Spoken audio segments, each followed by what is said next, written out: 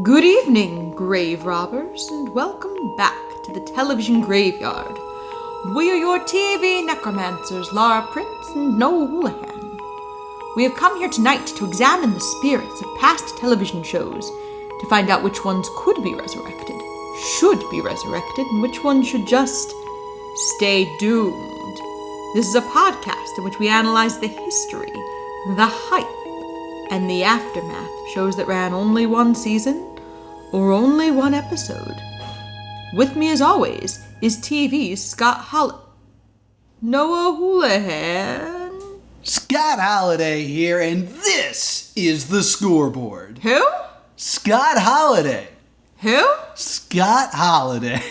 We are doing Chikara Action Arcade. Yes, so there's a lot of preamble I have to go through before we really jump into this. But first, do we want to pour one out? Let's pour one out first. What you got there? I have Like a Bro. This is a protein shake. I didn't put any actual protein in there. You put ice cream in it. But I put a little bit of ice cream in there, a little bit of strawberries to make it that kind of like metropolitan ice cream is what I was going for. Neapolitan. Metropolitan. It's very urban. So it's... Sophisticated ice cream. Yeah, it's very sophisticated. So it's almond milk and some strawberries and a little bit of mango as well, blended up.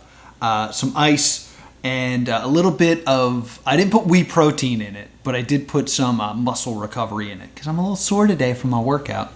And I put some banana rum in there because I usually put bananas in my smoothies. But we're out of bananas. Yeah, and this is Like a Bro. I am also very sore because I took up Nintendo Fitness Boxing. Yes. Well, here, let me take a sip. Okay. That's very nice. It's very creamy. And it's got the rum in it, so it's nice. Yeah. I've been saving this liqueur, and in honor of Zero, who is an office worker wrestler, I have made the business time. Oh, at business time? And because when Zero takes off his tie, it's business time. It is Wawa Holiday Blend coffee, because that's what I have, and Patron Cafe that I've been saving. Ah, so very coffee-based. Oh, hell yeah. It's a shame you didn't have, like, that Japanese liqueur. Yeah.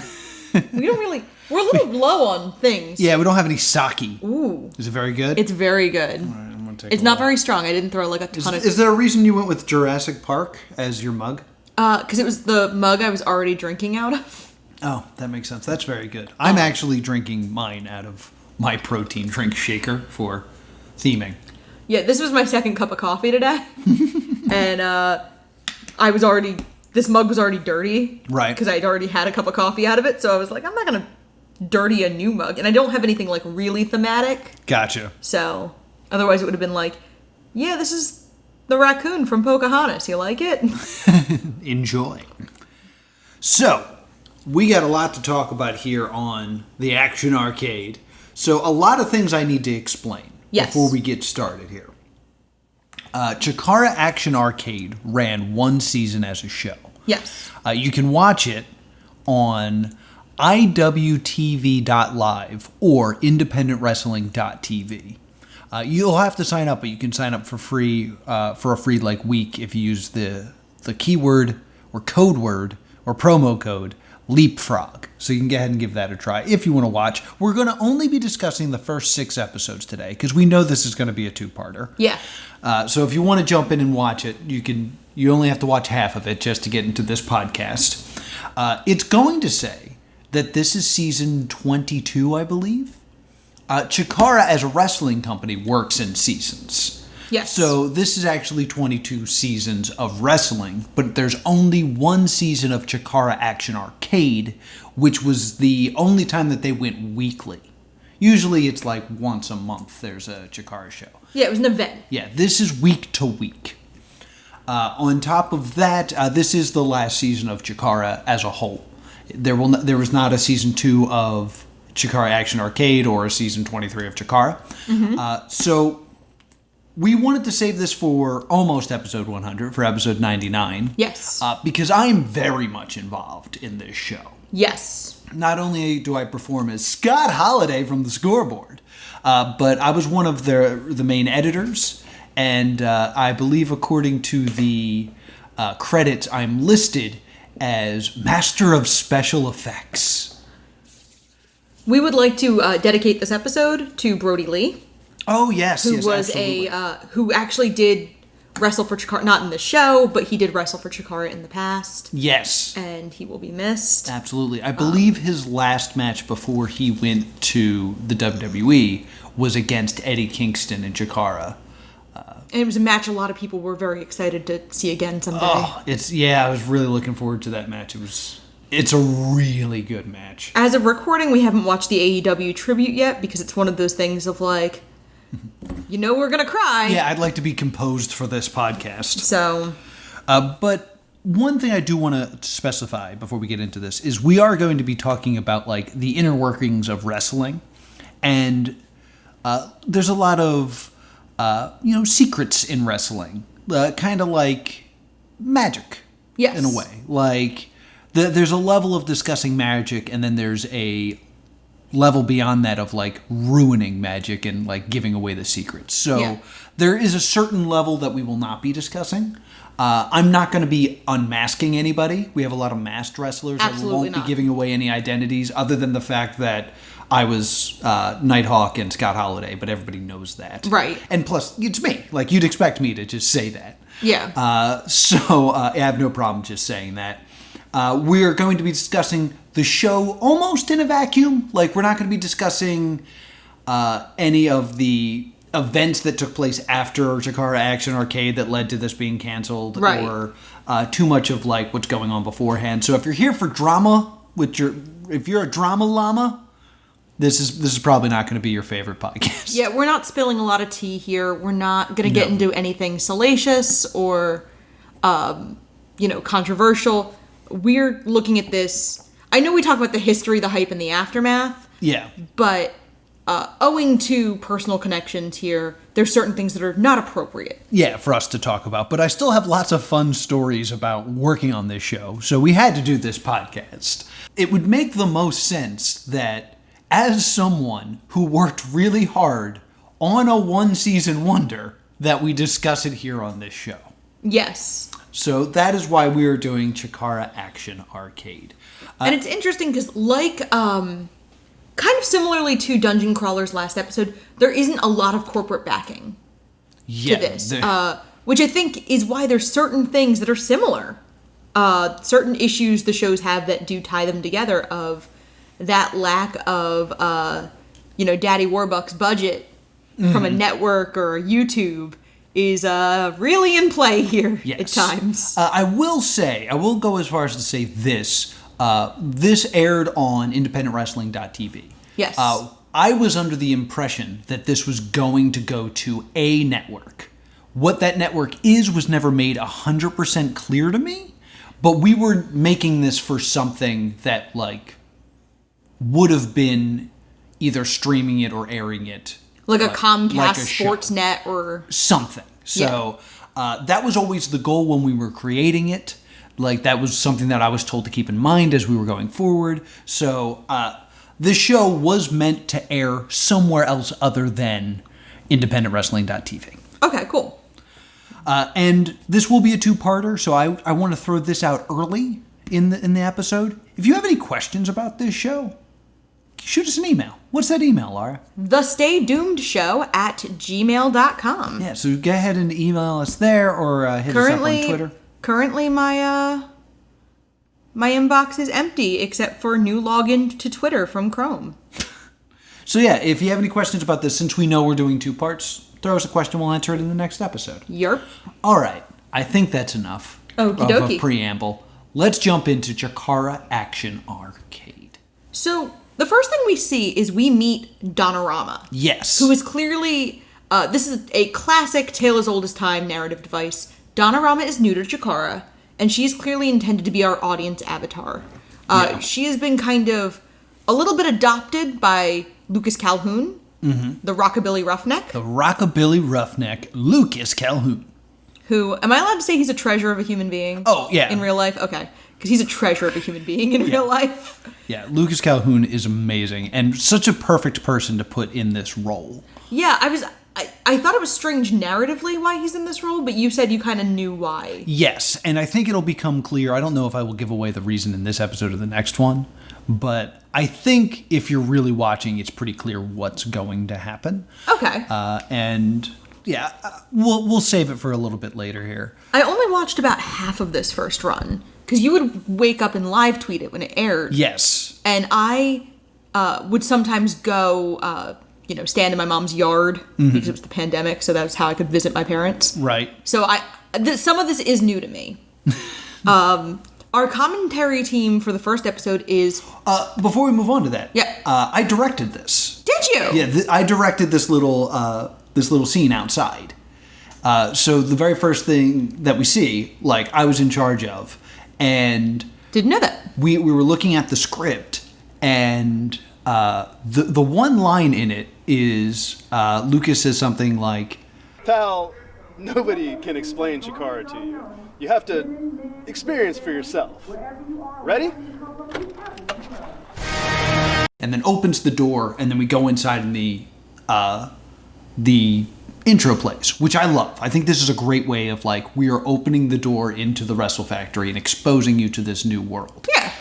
Lucas was like, I don't understand why I say pal here. I don't get this script. And I was like, why don't you just improv it? Say what feels right. Say what feels right.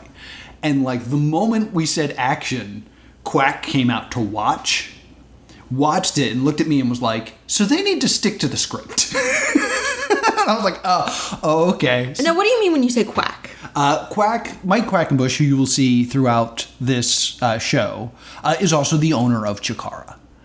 And I'm not giving anything away there. I think everyone knows that. And he's also the owner of the Wrestle Factory in storylines as well. And so he came out and was like, make sure they stick to the straight, and they left. And I was like, okay, let's discuss the script a little bit better. And basically I had to direct Lucas as you are not calling Donna your pal. You're just kind of saying oh man, that's why you say pal. So I gave them that little direction. And then we head in and we get the intro, which I think is a pretty fun I think intro. so. I like the theme music a lot, actually. Yeah. That, it's got this very, electric guitar-driven, fun... Mm-hmm. I like it a lot. And we get our first match. Yes, our first match is It's a non-title tag team match between the Campeones de Parejas. Yes. Which are Solo Darling and Willow Nightingale, the Bird and the Bee. Mm-hmm. And the Colony, Green Ant and Thief Ant. Yeah. Thief Ant. Yes. I have a note here. Where is Officer Magnum? Officer Magnum, I don't think appears in the show. Because I know he is usually with Solo Darling. Yeah. And I love him. Yes. Officer Magnum is, in fact, a dog. He's a good boy. And he is a really good boy. There was a Chikara show where my job was to watch Officer Magnum, and it was a great day. Yes. But I think this is a great first match. Yes. To introduce you to Chikara, because it establishes a lot. Yes. It establishes that our tag team titles are called the Campeonatos de Parejas, which means Championship of Pairs in Spanish. Yes. I constantly say it wrong. You just did. It's Campeones de Parejas. Well, because I get Campeones and Campeanos confused because it's champion versus championship. Yeah, and you put a T in there for some reason. Because I can't speak Spanish. So this is also a non-title tag team match. Yes. They make it a point to tell us that, this isn't for the title, this is an exhibition match. Yes, and it's also establishing that we have intergender wrestling. Yes. Because the point of this is that our tag titles are held by the Bird and the Bee, who are two women. Yes. And they're wrestling two men, who are also ants. And there is actually, after the match, I'm going to jump forward a teeny tiny bit before we get back into the match. Okay. Calhoun explains this to Donorama. Yes. In one of those little, this first couple episodes has a bunch of these little moments where Calhoun explains things to Donorama. I don't understand. Are they the women's tag champions? No, it's equal rights, equal fights here at Chikara. There hasn't been a division by weight class or gender in more than 15 years now. So I get to choose who I'm competing against. Exactly. Nobody here is going to decide who you can or cannot compete against, except for you. Intriguing. Yes. So they explain equal rights, equal fights, which I'm going to be mad forever that there was just never a Chikara t-shirt that said that. Yeah, there really should have been a Chikara Equal Rights, Equal Fights t-shirt. That was a missed opportunity.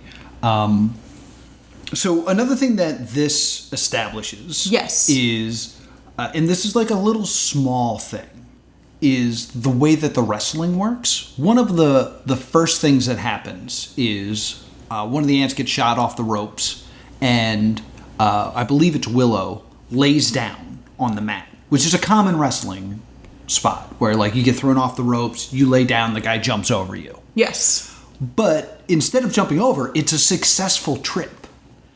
And I think that is something that is missing in wrestling often. Yeah. Is like there are so many cliches that it's like when you shoot someone off the ropes, you duck so they jump over you. Well, why are you doing that? And to see it actually succeed as a trip, yes, kind of also shows like, hey, we're getting back to the way wrestling should work. Yeah, like it doesn't lean so. It's kind of going back to basics a little bit instead of going, and that's why Donorama is really effective as a narrative device, because this is clearly intended to get new people into. Because as you said, Chikara's run for seasons and seasons and seasons. So this is kind of the like, if you're kind of new to wrestling or to Chikara, this is kind of a good entryway. Yeah. Like the new 52. Yeah. And I think this match succeeds, I think, in every way. Yes. Kind of being like, this is what Chikara is. Welcome.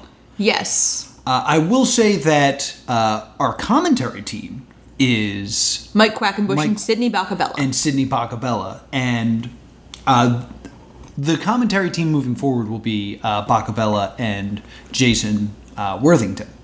But one of the big things we wanted to do was we wanted the commentaries to appear on camera. Yes. So there's a moment during this match where it cuts and you see Quack and Sydney there talking.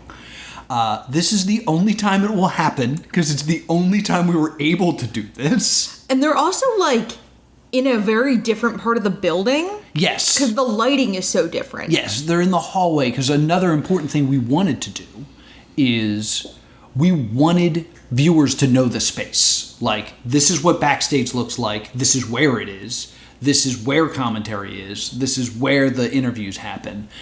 Unfortunately, as we went forward with this, we weren't able to do that due to a situation that ends in 19. And The Rona! But I also want to point out, I don't think anyone told Sydney he was going to appear on camera. Because he's wearing a Pinky and the Brain t-shirt for some reason. Bacabella is a truly good commentator. Oh, I love Bacabella. He's clearly taking some notes from Bobby the Brain Heenan.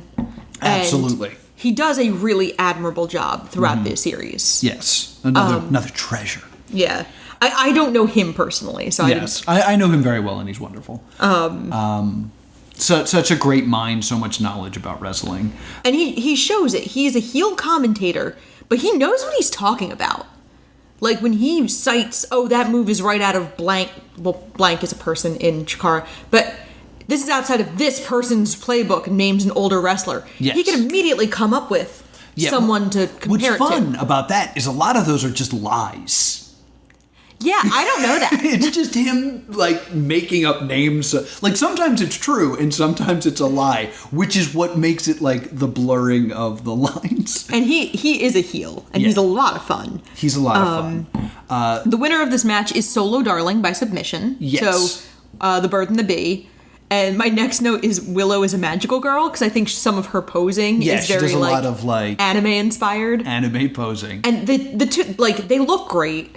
Yes. They have a great look. They have a great rapport. They work really well as a tag team. So do the Colony, but like I really like the Bird and the Bee. Bird and the Bee definitely stand out like stars. And then we have the Donorama Lucas Calhoun little interim, which I again directed. Yay! And you will notice that the rest of the Donorama Lucas Calhoun segments are very poorly lit. Yes. Because this is the last one I directed before I got pulled away. I think I had either a meeting or I had like an early out that day.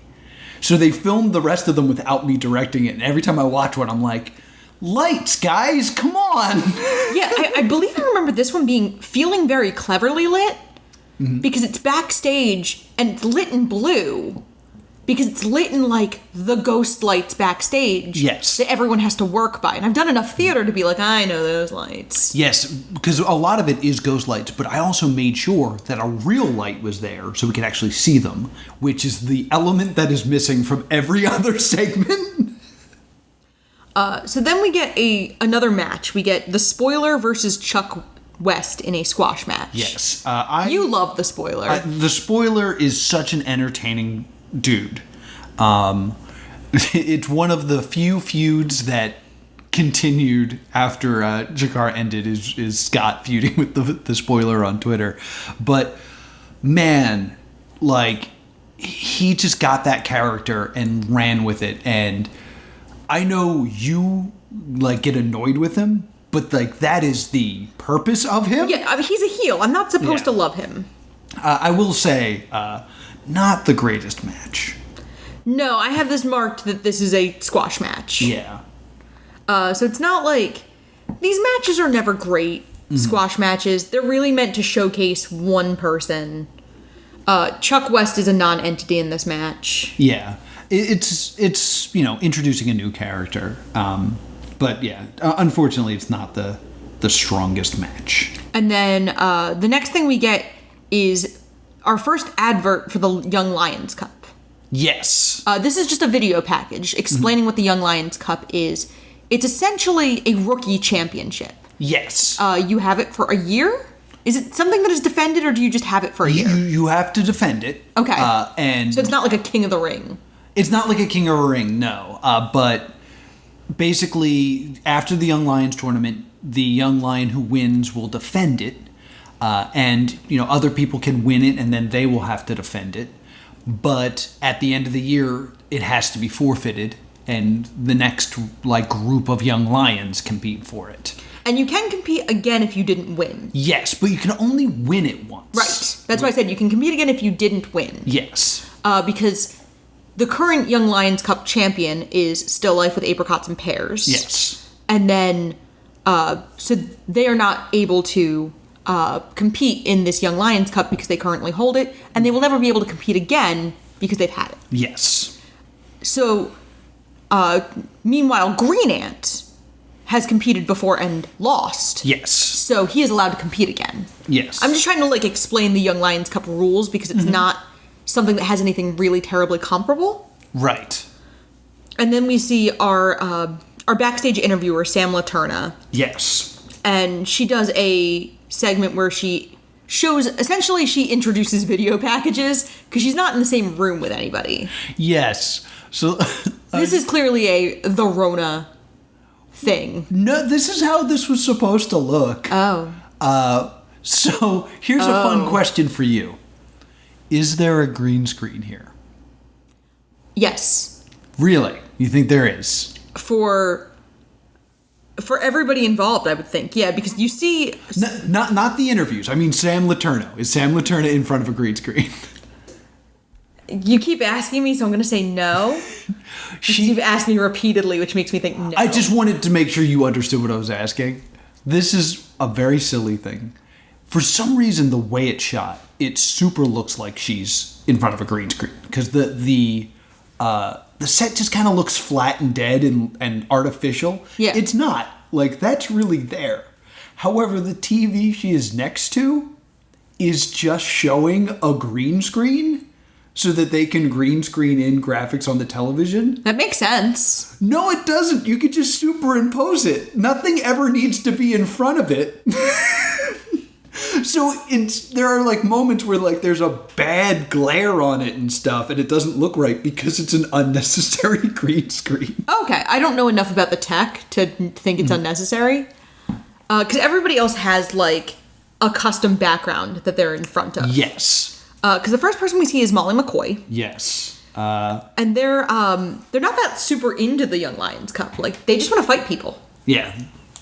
She's the grittiest girl in wrestling. She has a hockey gimmick. Lions Cup tournament where everyone is trying to impress all the right people and do all the right moves, and Molly McCoy couldn't care less.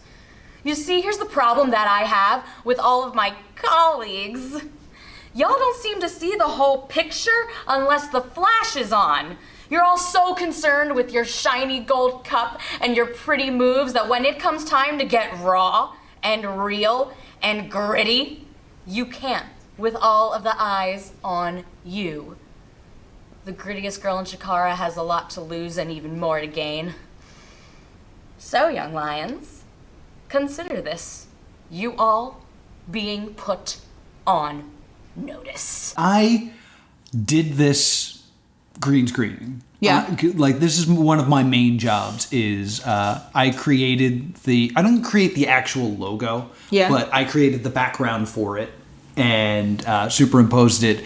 And the green screening is really bad in this one because it's like the green is reflecting into her hair and her background is starting to like appear on her head. Oh no. And a lot of people lit me up for it, and justifiably. And she's kind of pushing that she doesn't want it. She's like, whatever, I just want to fight people. Yeah, she wants to fight. She wants to beat up Boomer. Yeah. Who is Molly's cousin. Yeah. They're all on notice. And then we meet the Forged. Which are Joshua Wells, Xavier Faraday, and Josue Ibanez. Yes, Jawbreaker. They are Facey McFace faces. Yes. They are the goodest boys. Yes. The story that we were telling is the bad boys, the worst people, are the Crucible. Yes. And they were in the Crucible for a little bit and saw how evil they were and left, and they're kind of like the rebels. Yes. So they basically do like this info dump where they try to tell you everything because Jose Ibanez, or Josue Ibanez, is too old to compete. Okay, that's why we don't see him in this promo. Yes. No, he's in the promo. He's just not in the Lions Cup. And so Xavier Faraday and Joshua Wells are there to carry on for Forged. And, yeah. Yeah, and we see some other people talk. We see, like, Fry Nasser. Yes, of the Crucible. And he does his amazing Cinnamon Toast Crunch promo. Last year, the Crucible went off on Chikara. We won King of Trios, we won the Infinite Gauntlet, but this year, it's time for Fry Nassar to shine. I'm gonna bring that Young Lions Cup home for the boys and Princess Kimberly. And to be honest, I think that gold cup would look real nice with all my ice. That rhymed. Once I put that cup, attach it right here to my chain, I'm gonna put some Cinnamon Toast Crunch in that bad boy, and I'm gonna live my best life.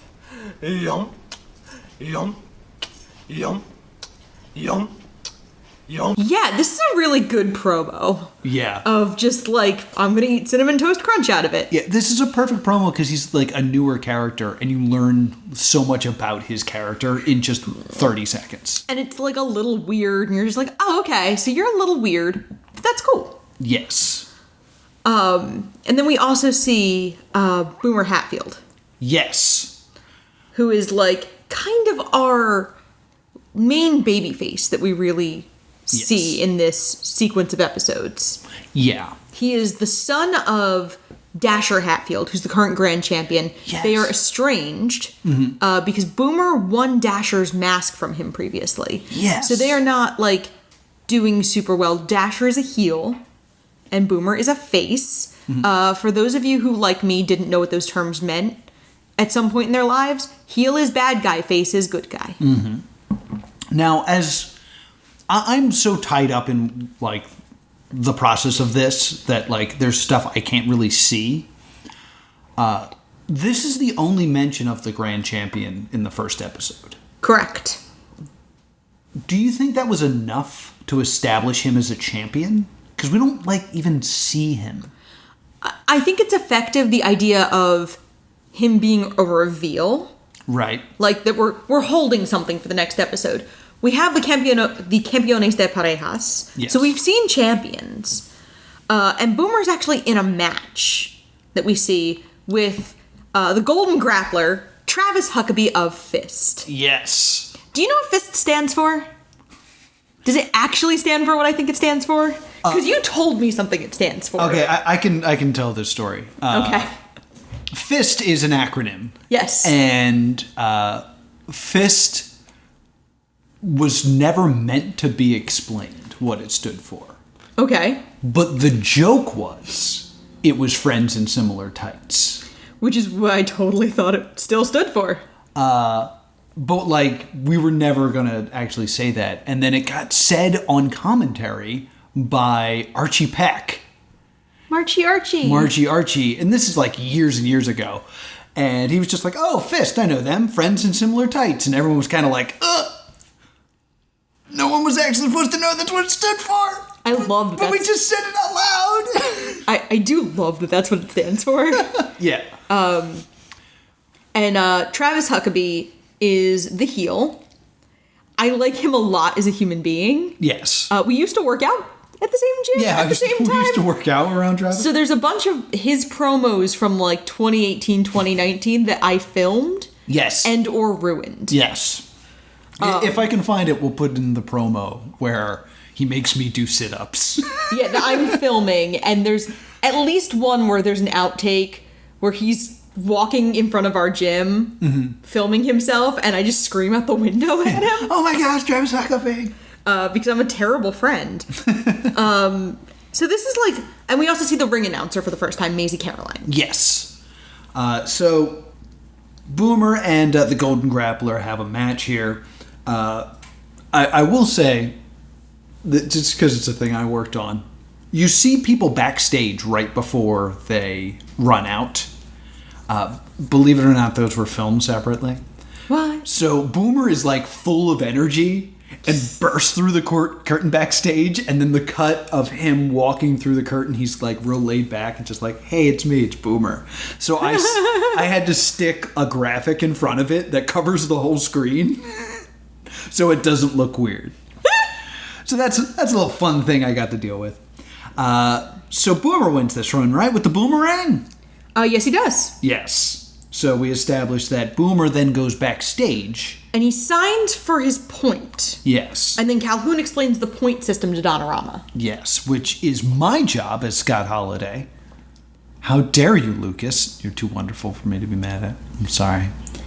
Yeah, and this is to explain it to the audience. Calhoun's not keeping track of points. That's your job.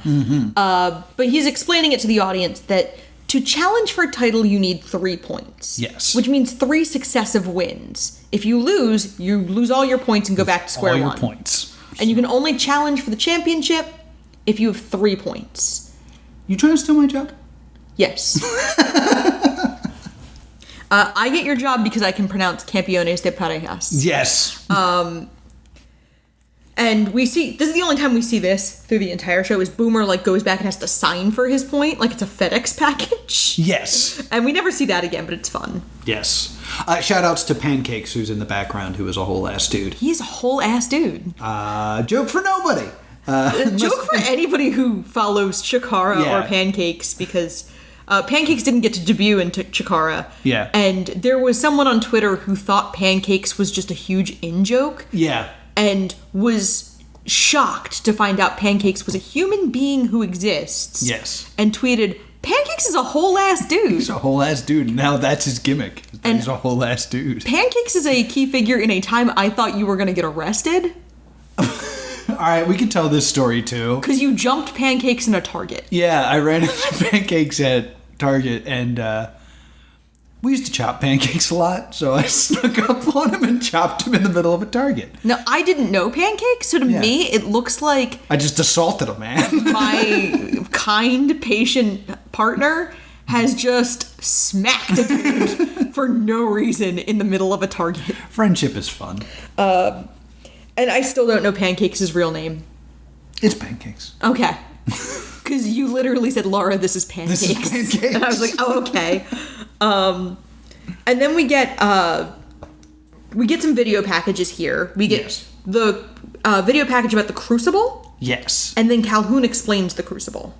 Yes. I for some reason wrote that I felt like this Crucible promo was misplaced, but I didn't write any information on why. I mean, we had to have it here because we then get a Crucible fight. Okay. The Crucible fight is next? Well, we get you know what? You're right. Yeah, I thought this was the problem. Because there's a factory-made segment in between. Yes. And it's essentially supposed to set up the juxtaposition between the Crucible, which is a rough, not very kind and gentle training ground. Yeah. It's very much get in, get out, and get it done. Mm-hmm. Crucible fights are 2 minutes or less. Yes. The ropes are down. Yes. And they're more of a fight than a wrestling match. And so putting that up against a factory-made video package about like how training works at the Wrestle Factory is clearly supposed to set up the difference between them. Mm-hmm. But putting the factory-made package between the Crucible package and the fight really does disrupt the flow. Yeah, I think it should have gone after the Crucible fight, but that's just me. I agree. Yeah. And then we get Devontae versus Matt Stone, and this is just a squash. Yes. This is kind of inspired by WMAB Masters, which is a show that aired on like UPN. And yeah, it's 2 minutes, and this has always bothered me. Yeah. And since I have a podcast and this is my show, I can air this grievance. What are the ways to win a Crucible fight? Knockout, ring out, or submission? So no pinfall. There's no pinfall. Okay. Why not knockout, ring out, or tap out?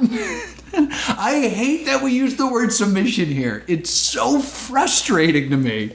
Yeah. They're not, there's a few of these kinds of things throughout the show of like a very simple solution that doesn't get used. And you're like, why wouldn't you just say knockout, ring out, or tap out and keep it like, because again, like equal rights, equal fights, that's something that seems like ready-made to put on a shirt. Yes. You will find that a lot of this show, there's a lot of me saying like, hey, did anyone notice this? And then being told like, not now. Everything's on fire. Yes. And then we get a special report and we hear about the Cybernetico. Yes. The circuit match Cybernetico. Devontae wins the Crucible match. Oh yeah, it's a squash match. It's a squash. He basically destroys a man. Yeah.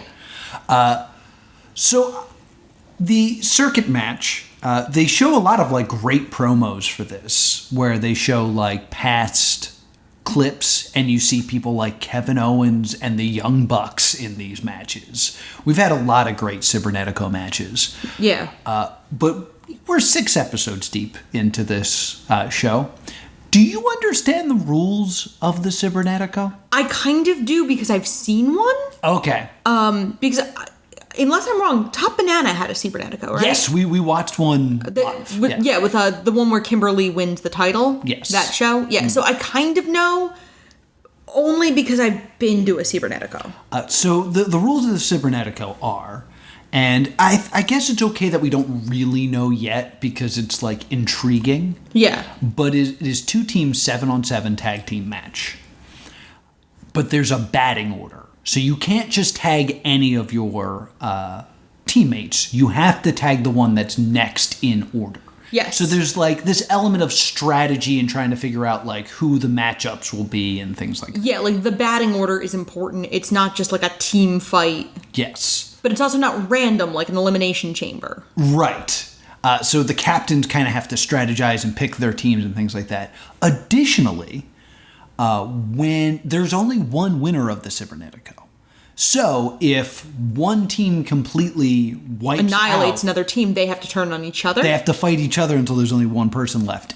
And keeping that battling order. So, like, you're also placing yourself as the captain next to who you might end up having to fight. So there's a lot of cool strategy with this, but it's hard to explain. So not like a Survivor series where like a team can just still be left. Yeah, it's always just one person. It's a cool idea. It's a little hard to explain, and they have 12 episodes to get to a full explanation. And we find out that Jigsaw is like a team captain, along with Mike Quackenbush for the Wrestle Factory in the Cybernetico. Yeah, he's bringing... Mike's two first choices are people he can trust, and he chooses Jigsaw and Mobius. Yes. And Ophidian for the Crucible chooses Lance Steele and Kimberly. Yes. Princess Kimberly. Which I think actually might be in the next episode. Oh, no, you're right. They just announced who the captains are. And the captains are Mike and Ophidian. Yes. Because it's Wrestle Factory versus Crucible. So then that's episode 2. Yes, let's move on to episode 2. And this starts with the Grand Champion Dasher Hatfield. And this is when we get the explanation of the Sword of Damocles clause. Yes. Because Dasher, every time he puts his championship on the line, he's also putting his career on the line. Yes. However, because of the Sword of Damocles clause, anyone who goes up against Dasher is also putting their career on the line. Yes. So if you win against Dasher, you get to stay and you get the Grand Championship. But if you lose, you get nothing and you're exiled from Chikara. Yes. So... And we see Sidney Bacabella, because that's who he's talking to. Yeah. You know, Sidney, almost everybody who's ever held this title can stake their claim for greatest grand champion of all time. And although I know it's me, being more superior than the likes of Kimberly, Hollowicket, and Eddie Kingston, it's not enough. From this day forward, every time I defend this grand championship, I'll be defending my career. When the day comes that somebody can beat me for this title, that'll be the last day you or anybody else in the world sees me in the Chikara ring. Mr. Hatfield, I'm not sure if you're aware of a certain amendment in the Chikara rulebook that states once a grand champion not only puts the title on the line, but also his career. Now every single challenger to you will also put their career on the line. You want a shot at the championship? Well, now the stakes just got higher, because if you lose, you're gone. Chikara just got a lot more interesting. Few things. Bacabella's wig is delightfully bad. Yes, it's usually black. It's usually a pitch black wig, but the idea was going to night school to become a lawyer has aged him. Oh my god. So that's why he has the silver fox wig now. And 2, this is such a piecemeal promo because it was one of those situations where it was like Dasher and Sidney Bacabella needed to explain what the Sword of Damocles Amendment was. Yeah. But there are 2 veterans that everybody trusted, so they're like, just get out there and do it. Dasher gets out there and he was like, I want to talk to a fan. And he brings a fan up and like has a conversation with the fan and like shakes his hand and like makes a promise to him and all this other stuff, which was footage we couldn't really use. Because at one point we do see the fan in a footage. I went, who is that? Yeah, the fan shows up, like, I think in episode 5, like, randomly. And I was like, where did that come from? It's like, yeah, it's when we cut up this weird promo. And, like, I remember, like, being next to Mike in the control room when this happened, going, like, what's going on? What's happening? Oh my god, none of this is going to be usable. And I think the promo was, like, 7 minutes. It was, like, probably not that long, but it was like way too long for us to use. Oh no. So I just remember being there with Mike being like, oh no. we made it look all right, but that's just a funny thing that happened. And now we're going to start, I believe, with a Crucible Fight. Yes, it's Lance Steele versus Rugged Reno. Yes. I did try to get all of the jobbers' names. A jobber. I feel like I get to be Lucas Calhoun now, which this is the closest I'm going to get to being that cool.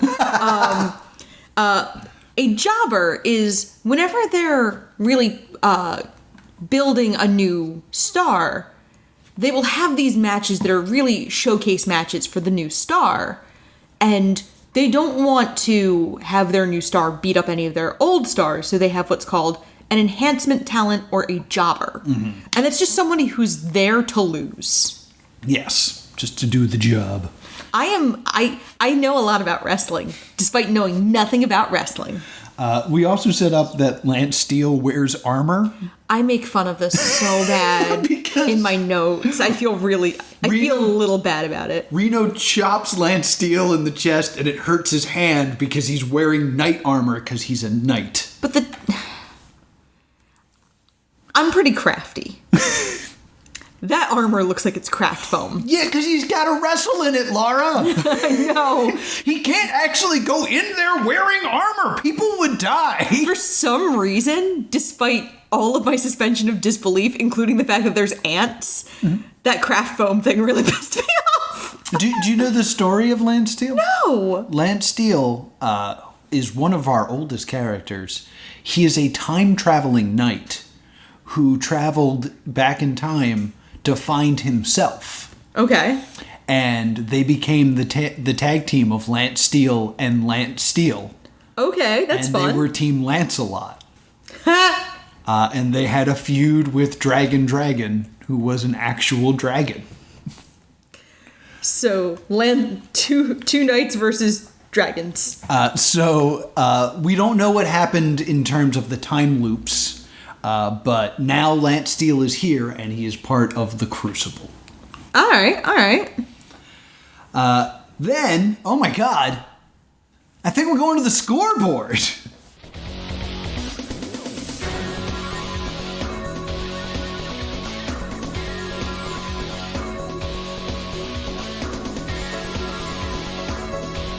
Scott Holiday here, and this is the scoreboard.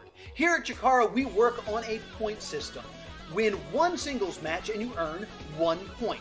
It takes 3 points to challenge Dasher Hatfield for the Grand Championship. This is the first time we here's Scott Holiday with the scoreboard. Yeah. And this is the only time Bacabella doesn't say, who? Yes. The graphic for the scoreboard is one of the best graphics. Yes. The intro graphic for the scoreboard has that really cool, because something that we should address quickly is that the whole thing is it's set up like a video game. Yes, this is meant to be Chikara Action Arcade. Yes. So this looks very 80s arcade, like you half expect the Sega voice. Yes. So this is Scott's cute. Thank you. This is meant to, everything's supposed to be a video game. That's why there's points and there's very video game-esque graphics here. And basically, there's something fun you can tell when watching this. Yeah. I am at the Wrestle Factory anytime there's a reflection in my glasses. Yes. Due to COVID, I end up having to do a lot of these in my room with a green screen. And I was smart enough to get a pair of glasses with no lenses in it so that there's no reflection.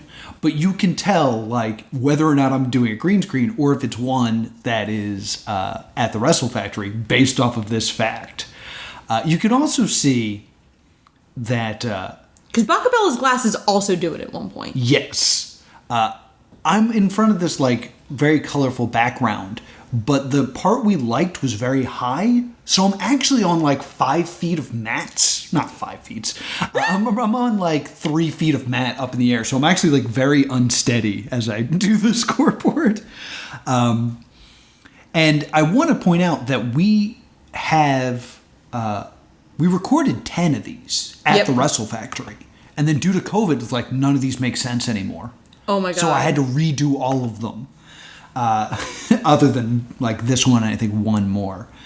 And I break down the points. We get a promo from Lucas Calhoun. Yes, we do.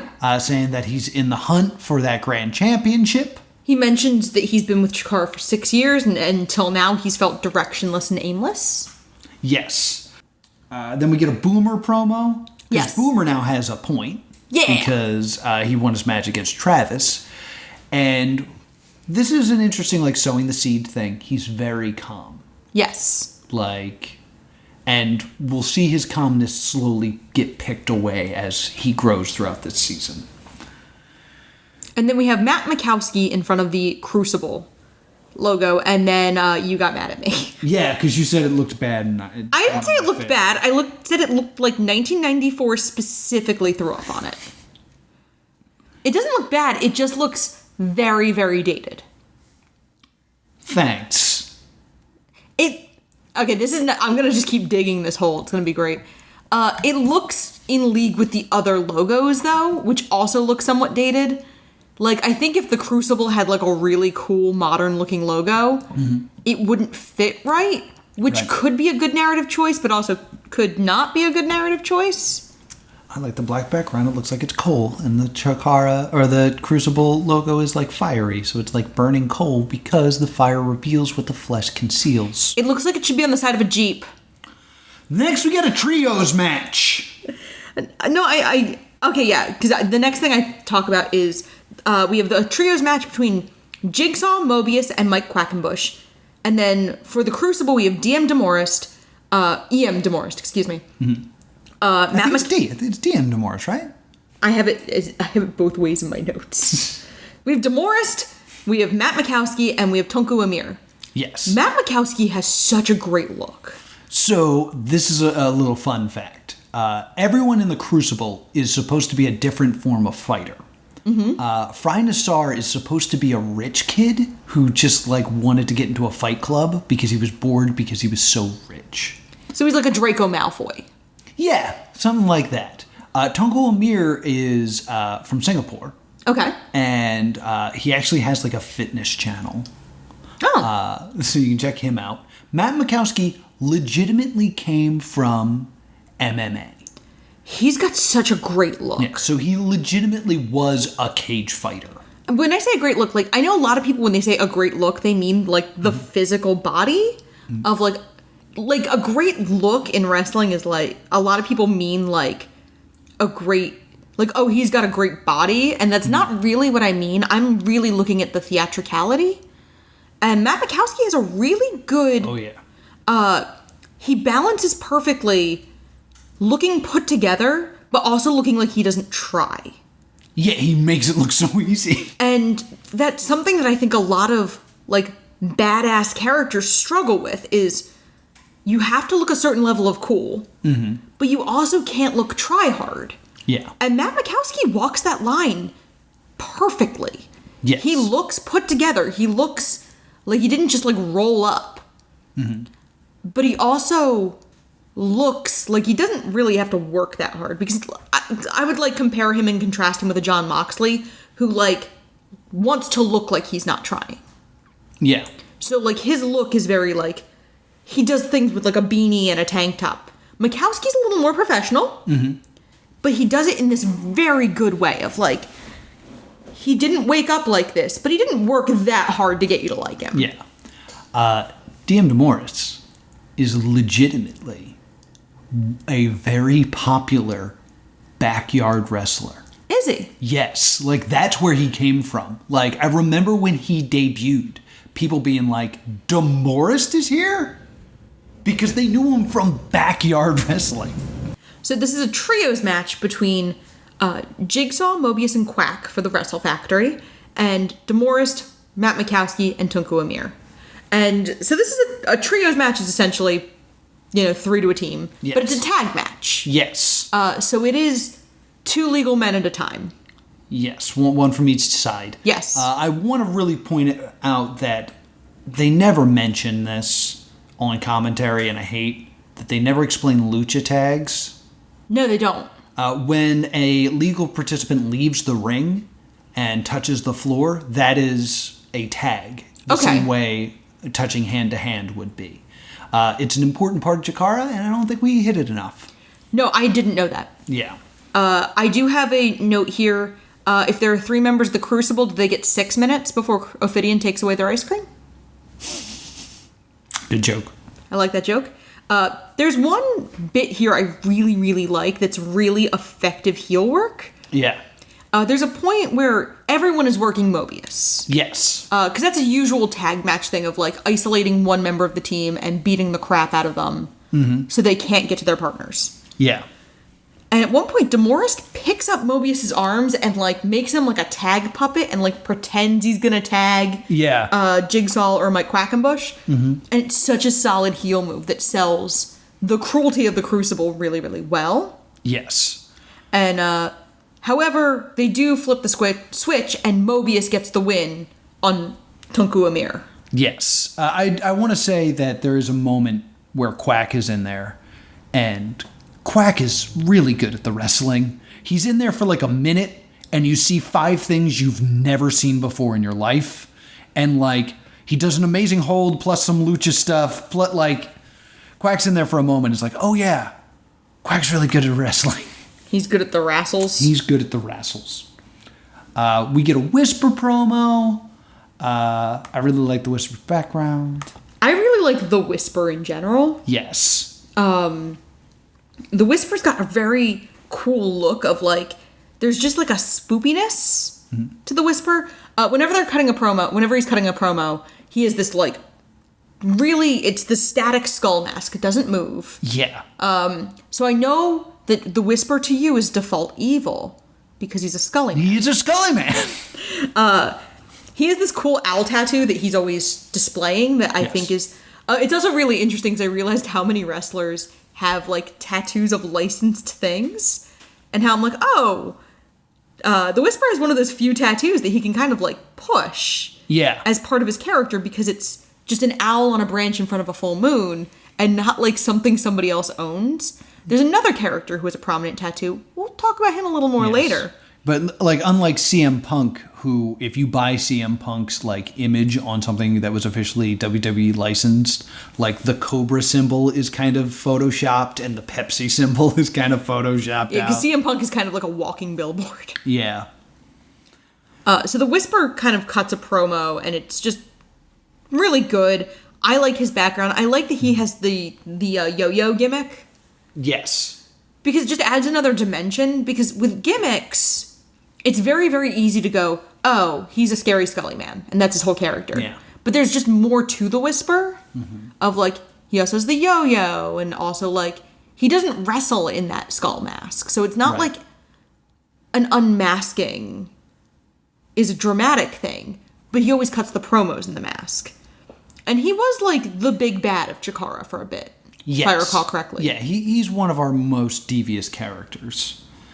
Then we get a Juke Joint promo where they're talking backstage. Yes. And this is where we get our first you see. I was wrong. It's not in the promo. It's here. Yes. Where Donna says you see and Juke Joint responds with you see. And this is about trying to get Donna into the Young Lions Cup, I believe. Well, Donna asks who she should challenge. Yes. And Calhoun encourages her to sign up for the Young Lions Cup. Right. And Calhoun's a really interesting choice for a mentor. And I kind of had this thought of Donna Rama has the wholesome 50s girl look. And Calhoun is like the rockabilly roughneck. So this idea that they're kind of both in this sort of 50s-ish gimmick. This, like, he's kind of a greaser. Right. She's got that, like, I don't even want to say Sandy from Grease. She's more Patty Simcox from Grease. Okay. So, like, it kind of makes... it's starting to make sense why he's her mentor, because I'm like, oh, they're from the same time period. And then Calhoun's actually about to have a match. He has a singles match. And I get mad here, because commentary, Jason Worthington calls him the Rockabilly Refneck. And it looks like it's the Rockabilly Refneck. Refneck, yeah. Instead of the Roughneck. It just sounds weird. And then Calhoun says something to the camera that we can't hear because Maisie Caroline ring announces over it. No, because commentary talks over it. Commentary talks over everything. Yeah, commentary... I've done commentary a couple of times. It's very hard to strike that balance between like, hi, we're still here. Yes. But there's sometimes you can't really be speaking because they're like, the focus needs to be on what's in the ring. Yes. And this commentary team does not nail that. No. We miss a lot. There's a match in a couple of episodes, a Young Lions Cup qualifier, where we miss substantial amounts of character work. Yep. For a debuting character. I'll be very upset about that later. But the things I want to bring up real quick about this match is there is a moment where Cobalt does like a promo in the middle of it. Yes. Like, and it's in the upper corner. It's in the upper corner, which covers too much of the match. Like, it should be in the lower left-hand corner, but it's in the upper right-hand corner and, like, blocks stuff that happens. There's also a point where we frequently see a cameraman, but we never see that cameraman shot. Yeah. And that cameraman's, like, standing in a really good place, and I'm like... Cut to that shot, damn it. And I'm like, that'd be a really good shot to see. And also, there's a bunch of points where Bacabella talks about how Cobalt has, like, an ample posterior. Yes, a lot of butt talk. So, like, it's weird because you find yourself being like, well, do I have to now look at this goblin's butt? Like... Yeah, I think it's because his finisher is the demon's toilet, where he comes off and sits on your chest. Okay. So... That's... He comes off the top rope and hits you with his butt. Okay. In any case, I just want to bring this up very quickly. I'm going to start trying to get through this a little bit faster. I made a promo for our show with this match. Yes. Because we're trying to stress that Chikara Action Arcade, the show, there's also Chikara Action Arcade, the video game. Yes. And this is kind of supposed to be like kind of happening in the same universe. So I actually made a promo where I show the end of this match and then I show it exactly the same in the video game. Oh, that's fun. Which means I played the video game for like an hour and a half trying to get Lucas and Cobalt in the right spot of the ring and performing the right move and then winning with it for so long. Calhoun wins. Yes. And then we get like a little event center with Laterna, sponsored by Lycabro. Yes. Okay. Why did Chikara not find sponsors? Lycabro is not a real product. Yes, I believe the reasons we didn't find actual sponsors is because there would be a conflict of interest when this went to a network. Okay. That we had a paid sponsor that was paying us, but not the network. Okay. So it is also very confusing that we have fake commercials along with our very real commercials for Chikara Action Arcade, the video game, and also Kingdom of Trios, our mobile game. So it makes you think that those things are not real. And they're not substantially different in quality. Yeah. In the ads. It's a really big problem. It's very confusing. And then we get like some Young Lions Cup promos. Yes. And we get Ricky South. Yeah, we get Ricky South. Who I really like in this promo. Flamboyant aggression, Ricky South. You can't fool me twice, I've already been fooled. Yeah, Ricky South is great. Lipstick and lariats. Yes. Then we get the spoiler, who's like the opposite, in that Ricky South has a lot of charisma, and I'm like, yeah! And then the spoiler is intended to be a charisma vacuum. Yes, he's a long, wet fart. Yes, and makes that noise a lot. Yes. Green Ant, we get the resilient rookie. Yes, real quick, Green Ant, we will notice, is the only one that's never in front of a green screen. Mm-hmm. Green Ant bought that mask that he's wearing because it has a darker green in it. And he's like, see, it won't be a problem. I was like, well, it's still green. Oh. So we had to shoot him in like the ring and stuff for his promos. And I did go out and buy a blue screen that we never got the chance to use for Green Ant so he could have a cool background. I had your back, bud. Green Ant's a delightful human being. And Still Life relinquishes the Young Lions Cup. Yes. Still Life, it's funny because in this group of episodes, I realized that I'm very used to their purple and gold gear now. Yes. So it was jarring to see the white gear. Yes. And I was like, who is that? Because Blank also wrestles in white. Yes. So I had a moment of, wait, who? What? No. And then we get this, like, we see that Still Life has filled the Young Lions Cup full of flowers because art. Yes, because art. Really, that's it. Because art. So then we get a tag match. Yes. Spoiler and Sunny Defarge versus Boomer and Zero. Yes, I want to bring... I love Zero. I love Zero too. Before we get into the match, just real quick, I want to bring up the fact that we have this player select screen that shows up. Yeah, which I have mixed feelings toward. Yeah, the idea is that we don't know what the matches are going to be. There's no, like, GM character, because it's all decided by this player select screen. Zero and Boomer are both second-gen stars. Yeah, they mentioned, like, they grew up together at the Wrestle Factory. Yeah, because it's Mr. Zero and Dasher Hatfield's sons. Sonny and the Spoiler are a new team.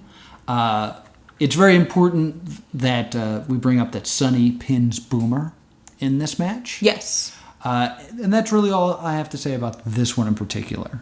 Anything? Yeah. I don't really have much. The babyfaces win.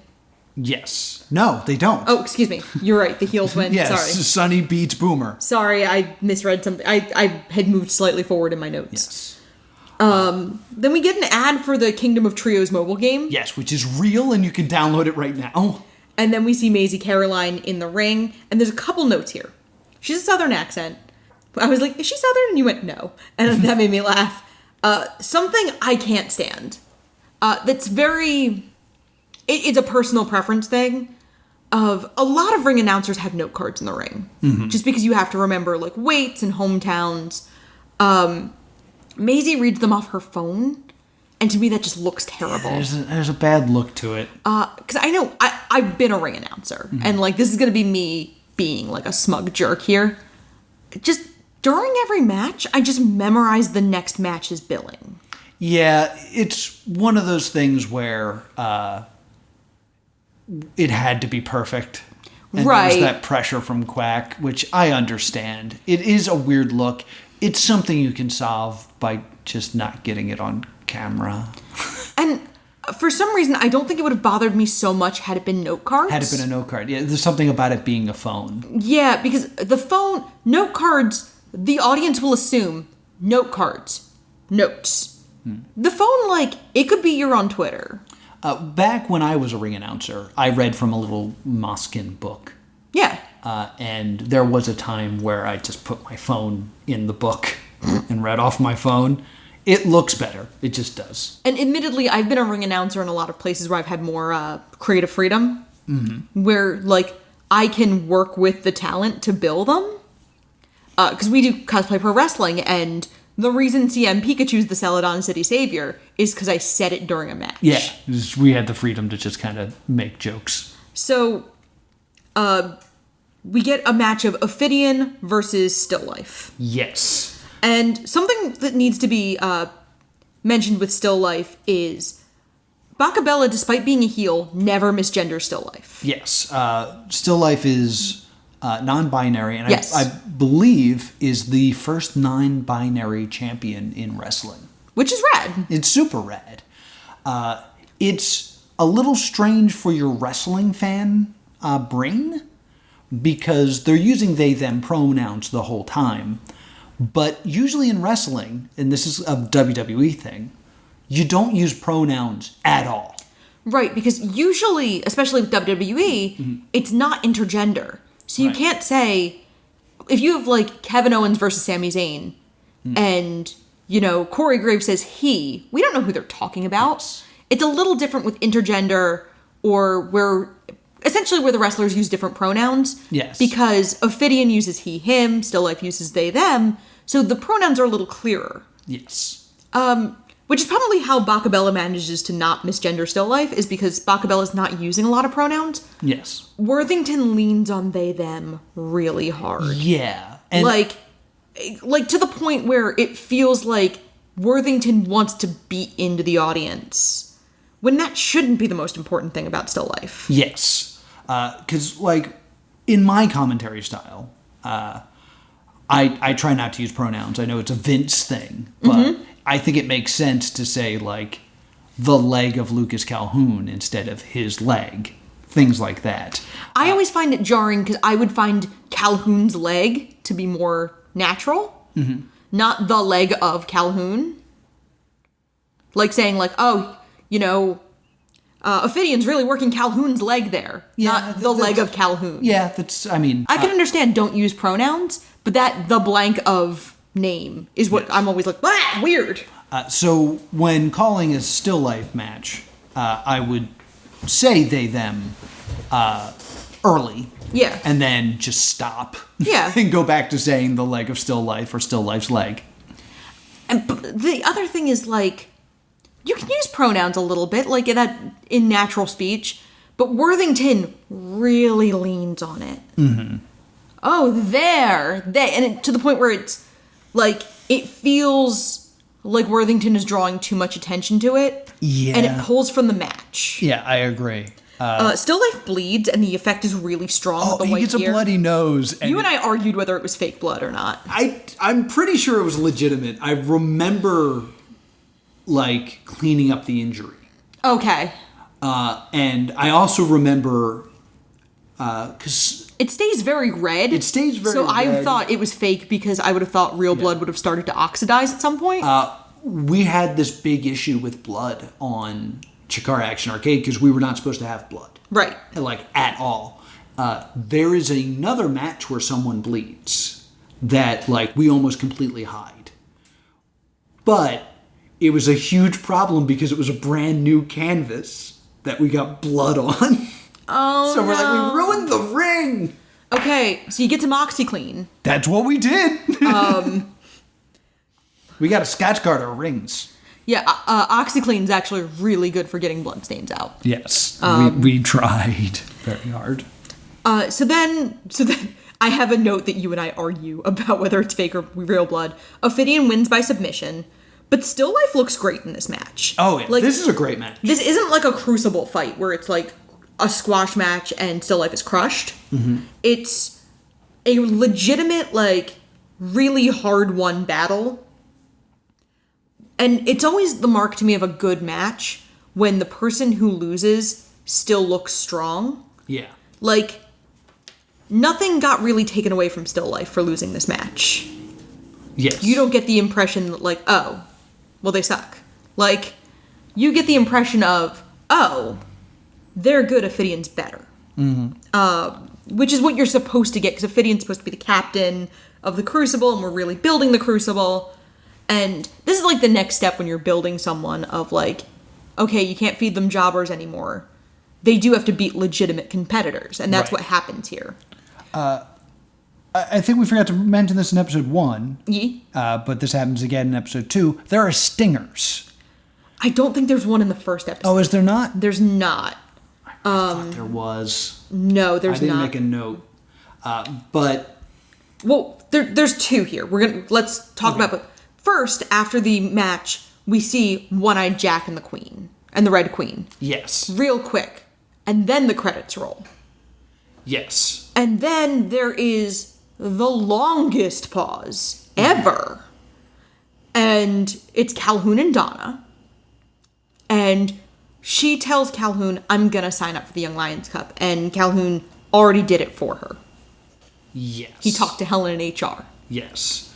So real quick, I just want to bring up, the credits always looked bad. They looked jittery and hard to read. They're very blurry and weird. And, like, I said many times, like, we have to fix it, and it never happened. I do want to say that there are jokes in the credits. The end of it is asking not to pirate it in Dusty's Hard Time promo. Okay. The grip for the show is listed as Kung Fu. That's funny. And the doctor for the show is listed as Dag Douglas. Okay. From Dark Place. Oh my god! Dark Place, Dark Place. So yeah, a surprise occurrence of Dag showing up to be our ring doctor. That's fun. There was a real ring doctor who doesn't, who doesn't get credited. We didn't have an actual fictional doctor. I know, but it's a bummer that the real ring doctor doesn't get credited. Yeah, we probably don't remember because we had a different doctor for almost every match. Oh, see, I'm used to the Fed I've worked for has the same ring doctor. Yeah, we only know the one doctor. Yeah, I only know one guy. Episode 3, because we gotta move through. Now this. We gotta speed up. So it's the we open with the Cyberhawks 2000, Razorhawk, and Dangerhawk because Nighthawk's not there. Yes. I don't know what you were doing that day. But they're bickering on who will win the Young Lions Cup, Green Ant or Boomer. And the winner gets a 6-pack of A-Treat orange cream soda. Yes, the A-Treat soda. A-Treat, yes. Yeah, which was not a sponsor, but we just loved it. So A-Treat is all over this show. And A-Treat looks like it hasn't existed in 40 years. Yeah, it's from Lancaster. Yeah, but it's very, like, old-timey soda. Yeah, like, but if you look at a can of it, like, it looks like a prop. Yeah, like, you could believe it's not real. But it also looks out of time. Yes. Like, it looks like a prop in a 70s movie. Anyway, we get the first match, which is Thief Ant versus Sonny. Sonny Defarge, the legitimate businessman. Yes. This is a good match. It's a little tough with Thief's gimmick. Thief's gimmick is he steals your move. And Sonny Defarge is a legitimate businessman. And yes, he's a legitimate businessman who smells bad. The issue is, since we don't have, like, a Randy Orton, where, like, you know the moves Randy Orton does. Yeah, this is a difficult thing with a newcomer. Yeah, so we have to show Sonny Defarge doing the move, and then Thief just has to do it again. Yeah. Which is a cool gimmick. I feel like it's very hard to get across, despite the fact that we're showing it, then we're showing replays, and commentary is saying it out loud. I always just feel like there's just a button that's missing in understanding this character. So, Thief Ant wins. Thief Ant does not win. Oh, okay, I'm sorry. I apparently never want to admit Sonny Defarge wins a match. Because every time he wins, yes, Sonny gets a point here. Yes, Yeah. you're right. I'm sorry. Yeah. So Sonny beats Thief Ant because we are going to eventually start building that Sonny is great and Boomer is not, and that is a match we are building for. Yes. And then we get a video package of the Wrestle Factory. Yes. My notes from this include, does Dasher Hatfield have a Hey Hey tattoo? Of the chicken from Moana? Yes, he does. I love him. He also has Laszlo the bear from... Lotso the bear from Oh, you know Toy what? You Story. pointed out the Lotso tattoo. Yeah. And I immediately laser focused on Hey Hey. So that's really all I took from that. So then we have a tag match with, speaking of tattoos, this is the other tattoo I wanted to talk about, Travis Huckabee and Icarus. Yes, Fist. Friends in similar tights. Taking on two random Butch people. Banks and Rock Warner, or as I call them, the Great Value Young Bucks. Yes. They look like an off-brand Young Bucks team. Icarus has the worst back tattoo in history. It's just awful. And... please put, like, a picture of it. Oh, yeah, I will show it off. It is horrendous. God, it's terrible. And... to the point that, like, a big part of Icarus's character is taking off his ring jacket and people gagging. I'm looking at it right now. It's so bad. It's just this, like, hilariously bad tattoo. Yes. Which led to... I know we talk about a lot of shirts that don't exist. Yeah. One of the best Chikara shirts is, if you're a fan of Icarus, there's a shirt that says, I have Icarus's back. Ha! Great joke. Fist wins, picks up their first point. Yeah. Moving on to the Cybernetico report. And Ophidian chooses... It's Ophidian and Mike Quackenbush choosing for their team. And Ophidian chooses Devantes, Lance Steele, and Tonku Amir. Yes. And Mike Quackenbush chooses Forged. He chooses Josh Wells, Xavier Faraday, and Josue Ibanez, the Jawbreaker. Yes. And Forged, it's very important, Forged came up through the Crucible and defected. Yes. They left and rejoined the Wrestle Factory. Mm-hmm. The whistleblowers. So that's very important to their characters, so needed to be said. And they have a match here. Yes, these 6 people. Yes, the Crucible takes on Forged here. And the Crucible wins, Faraday takes the pin. Yes. For some reason, during this match, the commentary gets echoed. Yeah. And I was like, I don't know why we never fixed that. Sorry.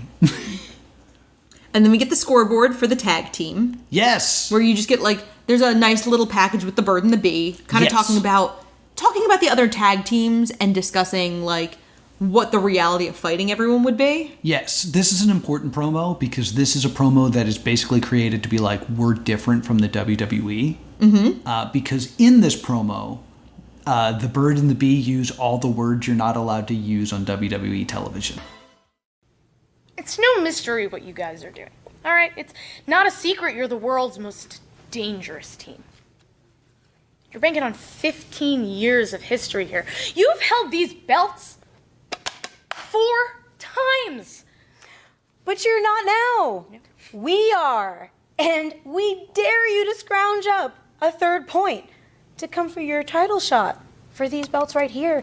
We're ready. Are you? They say belt. They say belts. They say title shot.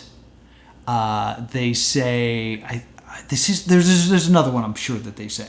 But it's us being They say wrestling match? I think they say wrestling. That's exactly what it is. They say wrestler. So it's basically us being like, we are different from WWE because we will say these words. And it's them sizing out possible contenders for their titles. Which also establishes all the other tag teams, which is really effective. Yeah. And I just really like the two of them. They have a really good rapport. Yes. And they're really fun. We get another Young Lions Cup package because we get the reminder of what it is. And then we have a match between Razorhawk and Joey Maggs. Yeah. And Razorhawk wins by pinfall. It's a quick match. Yes, this is another one where the ring announcer gets totally stampeded by the commentary team. Yes. Grump. That is all. And then we get the Sam Laterna report. And we get Molly McCoy cutting a promo on behalf of her Uncle Dasher. Yes. Because she is now working with Dasher Hatfield. Mm-hmm. And then we get Donna Rama cutting a promo. Yes. Where she's promises we don't know her. Mm-hmm. And she says, don't underestimate me. Don't judge a book by its cover. You know what? Underestimate me. Judge me. Yeah. I love this promo. It's a good promo. Because she's still in that wholesome 50s girl gimmick when she does it, too. It was one of the first ones that I remember being there when we were shooting. And she uses the line, I may not look like much, but use your imagination. And I was like, I love that line. Use that line. Mm-hmm. And then later Quack came up while we were recording. He's like, why are you hitting use your imagination so good? And there was one of the few times I was like, because it's the best. And I was like, we are keeping that line, Mike. Do not get rid of that line. It is great. It's really effective. And then we meet One-Eyed Jack and the Red Queen. Yes. And the one note I have is his eye is green and catches the green screen. Catches the green screen. So we see the background through him, which kind of adds to how creepy he is, but still. But let's just talk about how it's the trap that was successfully avoided by dungeon crawlers. Yeah. And then we get the intro package, and we get the first Young Lions Cup qualifier, which is a 4-way elimination match. It's Jack Ball, Masha Slamovich, the pride of the Soviet Union. Yes. Max the Impaler, and Boomer Hatfield.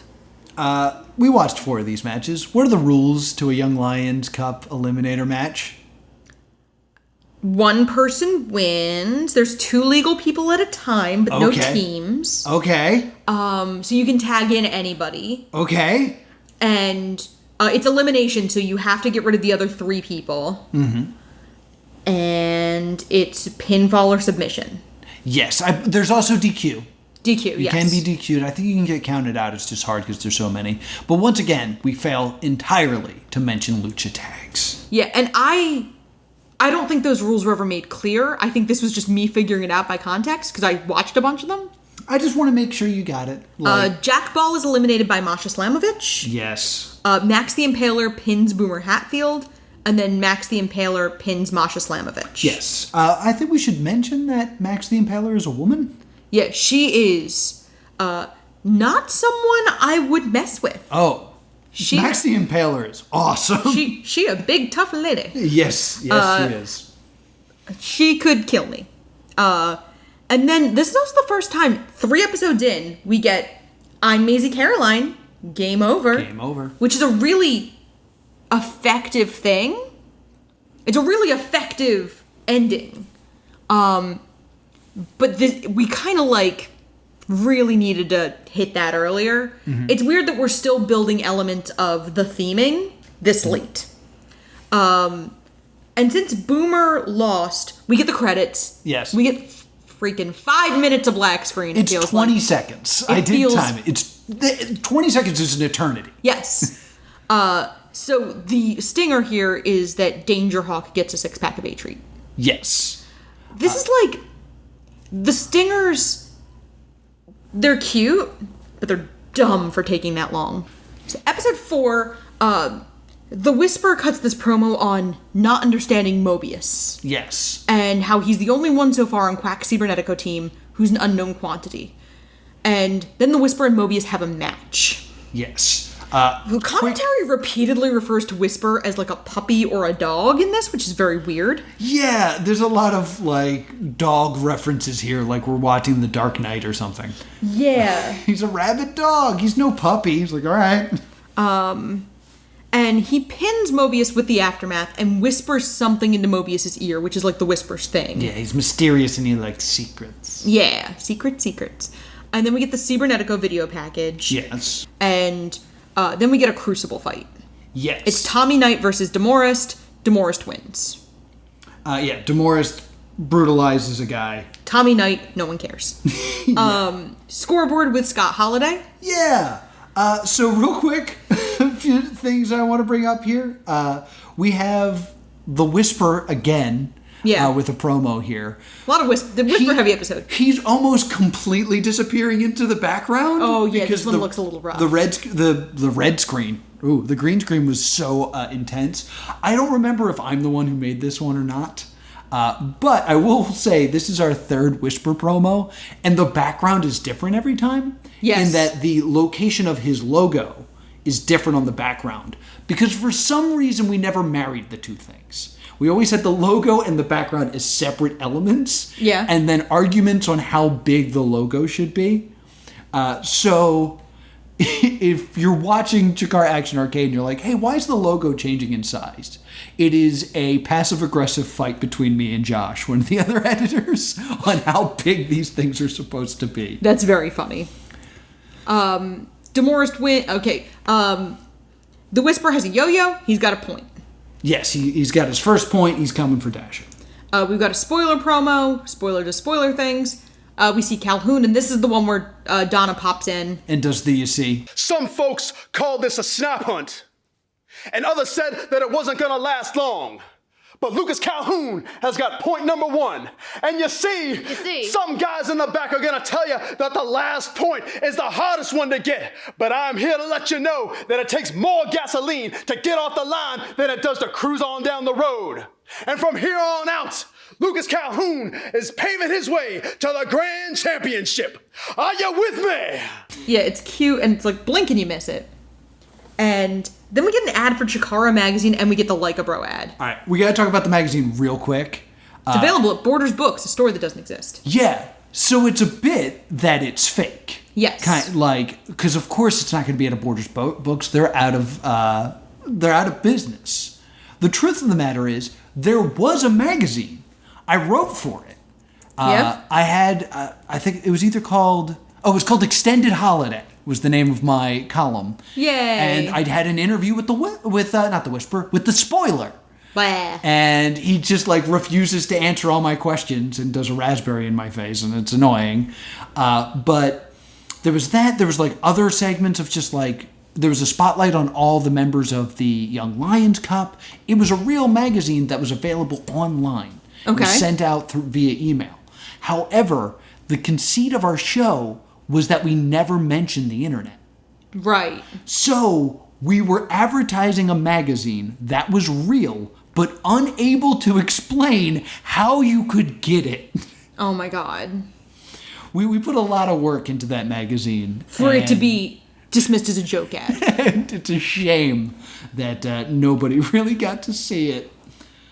So we have a Young Lions Cup qualifier. Yes. It's Josh Wells, Matt Vertigo, The Spoiler, and Green Ant. Yes. So then Chris Levin is the ref. I like Chris Levin, so I shout out to Kid Ref. And I like that Kid Ref is for the Young Lions Cup. Yeah. Wells eliminates Vertigo by submission. Yes. The spoiler submits Wells with the claw. Yeah, with the iron claw, he squeezes your brain. The claw. The spoiler is DQ'd when he punches Green Ant in the nards. Yes. I want to talk about this really quick because it infuriates me.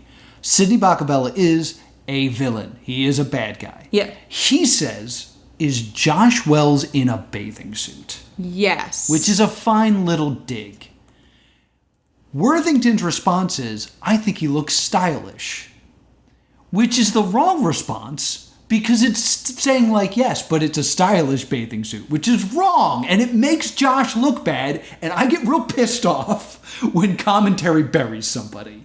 Yeah. And I'm not mad at Bacabella, but like, he basically hit the ball to Worthington, and Worthington, instead of hitting it back, just drove it further away, and it's a small thing, but man, does it piss me off. So then we get so Green Ant wins by DQ, essentially. Yes. It's important to note, Green Ant wins, and he didn't pin or submit anybody. Right.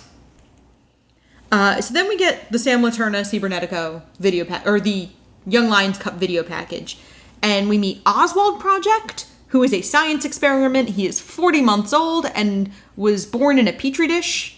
Yes, in Wyoming. In Wyoming. He's a really fun character. Yes. This is another one that I directed because Oswald, every person on the Young Lions Cup had to do one of these promos. Yeah. And I remember Jake Ball had never done a promo before, which was super fun. But Oswald was like, I don't know what to say. And Quack went on and on about like how vicious you're going to be and all this other stuff. And then I had to be like, Oswald doesn't realize he's in a wrestling match. That's his whole gimmick. Yeah. Can we do like a Match.com thing? Yeah, like Oswald is immediately endearing.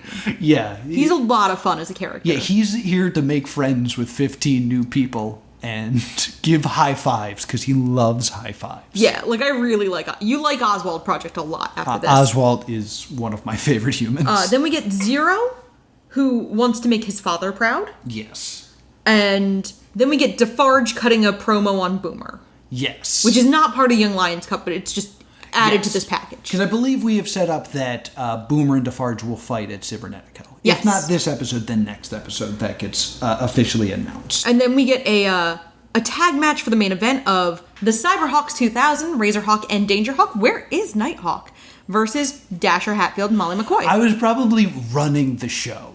Like, I was probably backstage with a headset on, or else I would have been at least at ringside. Like, in your Nighthawk gear with your headset. Yeah. Adorable. I'm very often, like, instead of wearing the full gear, it's the mask and, like, a hoodie. But I'm pretty sure I'm backstage for this. And Dasher and Molly win, but again, Razor and Danger put up a hell of a fight. There's a point where Dasher, like, yeets Dangerhawk into space. Like... Yeah, this makes... Dasher look... Everyone looks amazing. Everyone looks... Again, like, it's like the Still Life and Ophidian match, where, like, the losers of the match don't come off that badly. Yeah. Like, it's not a shameful match to lose. I want to point out this line that you said of Molly sells like a Disney villain. She does! She has great facials that match, like, a Disney villain. She gets hit...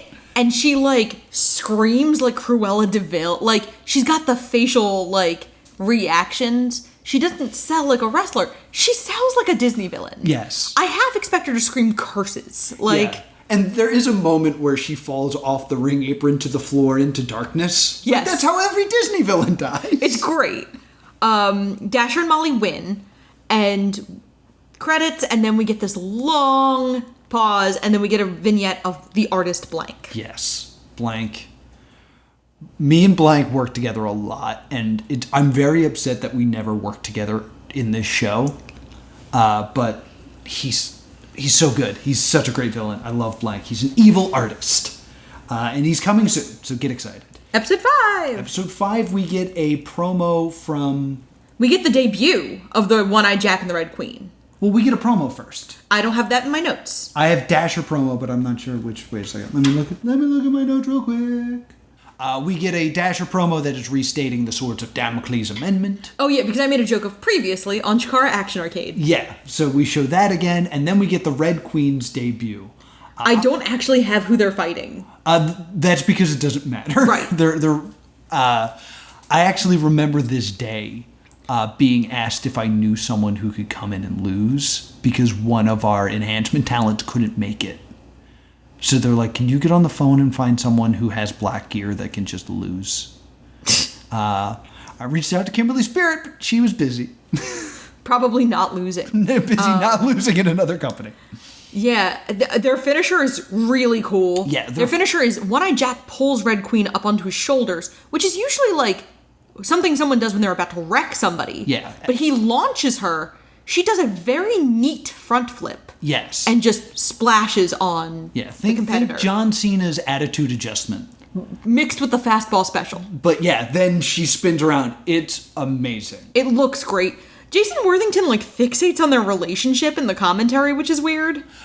Yeah, there's like this weird subservient relationship between the two. It should be noted that when Red Queen is not legal, she sits on the top turnbuckle. Yes. And waits to be tagged in like a queen. Yeah. Which there's some really good character work. Her character work, like his character work is really good. Hers is great. Yeah, and if you didn't watch it, the One-Eye Jack's mask, it's terrifying. He looks through one eye, and then he has a fake eye on the side of his head, and then he's actually looking through the hair. So he's always looking the wrong way if you look at the face of the mask. It's really effectively disturbing. Awesome. These are two of the coolest looking characters here.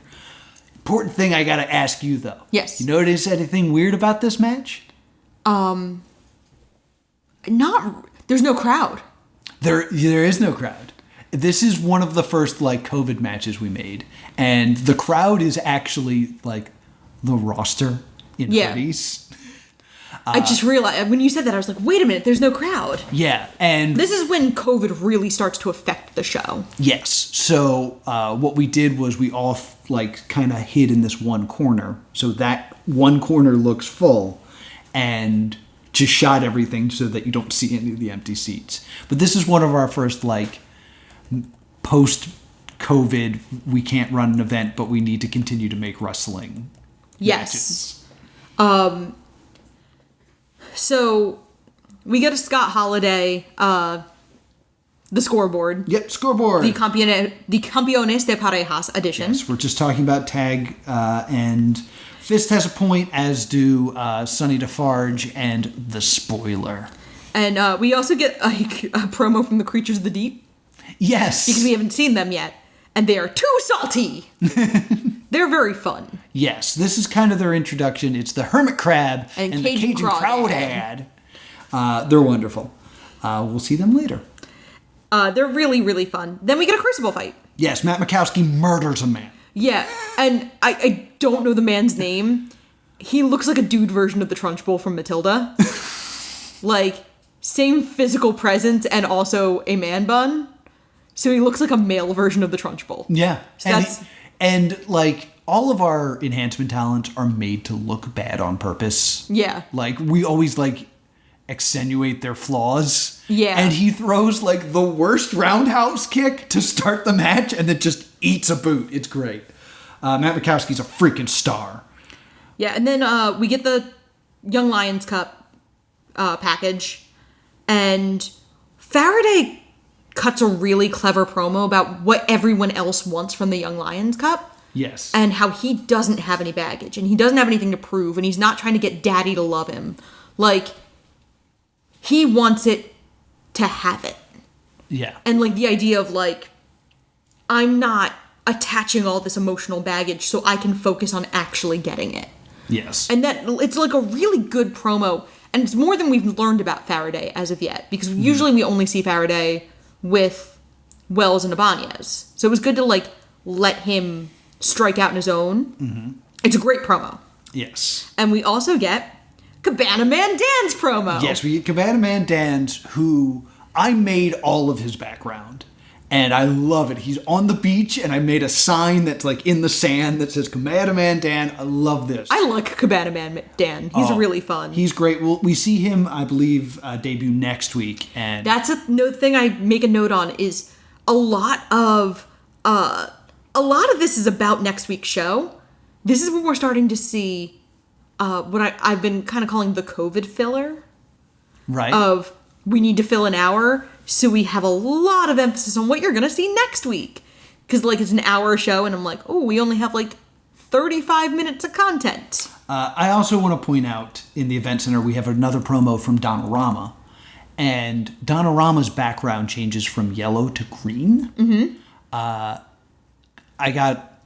A lot of people were really upset that I did that. It's like that the backgrounds need to stay consistent. Because we're supposed to relate the backgrounds to the character. So if I keep changing them, they don't work. Donorama in this promo is wearing a yellow sweater that was the exact same color as her background. So I had to change it to green. Oh my God. And there's so many issues. They did not understand why that was so important. There's so many tech issues with the show, and like the things you tell me you got chewed out for. Anyway, it's not a Crucible fight, but it's Tonku Amir versus Lucas Calhoun. Yes. Calhoun wins and gets the second point. And you get the impression that this is now going to be a bad day for Tonku Amir. Yes. Because now the Crucible is going to beat him up. Yeah, he's disappointed the Crucible. I want to point out here that you can kind of tell this match gets chopped up a bit. Yeah. Because there's a moment that is cut out of Tonku Amir saying, "Who sucks now?" Okay. And the crowd chants, "You suck." Yeah. Which is good, like, a way to get heat and stuff like that. Sucks is not a word we use in Chikara. Oh. It is too much of a swear. And if you are really paying attention, when Tonku loses, you hear one, like, remaining little soundbite of someone saying, "Who sucks now?" Like a fan yells it at him, like, to throw it in his face. And then we edit out the sound and put in a new sound clip of "You Still Lost" to cover up the "You Still Suck" chant. Okay. Magic of TV. We get a weird Dasher Hatfield like a bro ad. Like a bro. Because bodybuilding has to do with professional wrestling. And then we also get we get two more things here. We get the Chikara Totally Rad Hotline. Yes! Starring me, Nighthawk. We just shot a bunch of footage of me playing with a phone. Yeah, like, it very much looks like ads for, like, Mall Madness and other like, teen girls skewing at 90s board games. And then we get another... I need to point this out here. We get another factory-made clip with Travis Huckabee. Yes, this is something I really want to talk about. So the problem here with these factory... The first one's Mike Quackenbush, but the next two are Dasher Hatfield and Travis Huckabee. Mm-hmm. Your main storyline is that you're up against an evil rival trainer. Mm-hmm. Two of the three factory trainers are bad guys. Yeah. That we've shown. So, like, to me, I'm like, okay. And I know that's just who happens to be trainers. Mm-hmm. But, like... couldn't find a single face trainer or a face you could pass off as a trainer? Isn't, like, Solo Darling a trainer? I think Solo eventually becomes a trainer. I don't know if he was a trainer at the time. But I like this because it's showing off kind of something you can do at home. It says don't try this at home, try it at a wrestling school. But, like, something that you can prepare for. And it's the back bridge. Yes. Where you are up on your toes and then you're leaning on the top of your head making a bridge. And then Travis... kind of like tries to knock you over and like stands on your chest. Okay. Which is something that we legitimately did in training. I will come back to this. Okay. I also, real quick, want to remind people, the hotline was real. It was a real phone number you could call, as fake as we made this commercial look. So then we get a Young Lions Cup. Yes. And there, I have some notes. We have Frey Nassar. No, excuse me. Fry Nassar, but Jason Worthington calls him Frey. Yes, which I actually have in my notes. Fry, not Frey. Jason gets it wrong. Yeah. There's a really, really bad commentary screw up here. There's a great moment with Bacabella. Well, run through who's in it first, and then we'll get it's Fry Nassar, Molly McCoy, Xavier Faraday, and Ricky South. And so they're, it's the Young Lions Cup qualifier. And there's one point where Bacabella says about Fry, "Why is this goof dancing in the middle of the ring when he should be fighting?" That's yeet. I know what that means. Yeet. All the cool kids do it. You're not cool. You don't know. If he's got heat, why do I feel so cold? He's yeet. Yeah, I'm cool. I'm cool. I know what the kids are saying. Then Worthington says, "If that's heat, why am I so cold?" Yeah, completely mishearing that he said yeet and not heat. And the joke doesn't work. It kind of messes everything up in regards to that joke. You kind of hear Bacabella's silence after Jason says that of no, I'm not going to explain the joke. And it was in a good heel face commentary team, that would have been Worthington's time to get the drop on Bacabella. Something he can finally best Bacabella in. Mm-hmm. Is knowing what yeet is. Later, if somebody else got thrown, you could go, "No, Sydney, that's yeet." Yeah. Yeet is one of those unfortunate words I started using ironically, and now I just use. Molly loses to Xavier Faraday by pinfall. Who wins in this one? Because I actually don't have a lot of notes about the match because I'm so busy complaining about Corn. Yeah, Molly McCoy gets pinned first, and then we lose Fry Nassar, and it gets down to Faraday and Ricky South. Ricky South hits what would basically be a teardrop suplex. Okay. But Bacabella calls it a Northern Lights suplex done backwards because he's Australian. That's fun. And I love that call. That's a great. It makes me so happy. We then have Ricky South do his finisher, which is the Kiss of Death, which is a pile driver. Okay. Which is another thing where it's you won't see this in WWE. They don't like pile drivers. We're doing a pile driver, and he wins with the pile driver. This is when I noticed that Jason Worthington's commentary is always at the same level. It's always the same loud and same energy level, so there's nowhere to go. Yeah, nothing's ever more important or exciting or less important or less exciting than the last moment. And it sucks because it's commentary and they have to use their voice to tell the story. Yeah. And using pitch and using level and things like that are almost more important than the words you're using. Yeah. Like a dog. Like a dog. I know that's a bad comparison, but the words you're using are less important than your tone and your Yeah, when speaking to a dog. And that's such a weakness that I notice here and then see throughout the rest of the show where I'm just just either calm down or get more excited. So our main event, because we have the formal choosing, because we have a Cybernetico special report, and Quack officially chooses the Forge, Wells, Faraday, and Ibanez, and Ophidian officially chooses the group of Demorest, Amir, and Makowski. Yes. Then our main event is a tag team match of Fist versus Boomer Hatfield and Zero.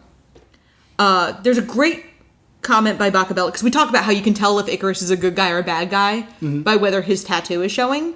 Yes. And Bacabella says, "Imagine if the Mona Lisa was on the skin of Michelangelo," about Icarus's tattoo, and that's such a great line. Fist wins. Yes. The two things I want to bring up here is commentary does the "you see" bit here, where Worthington says "you see" and Bacabella responds with "you see." Not only does Fist win this match, though, Travis wins this match, pinning Zero with a German suplex.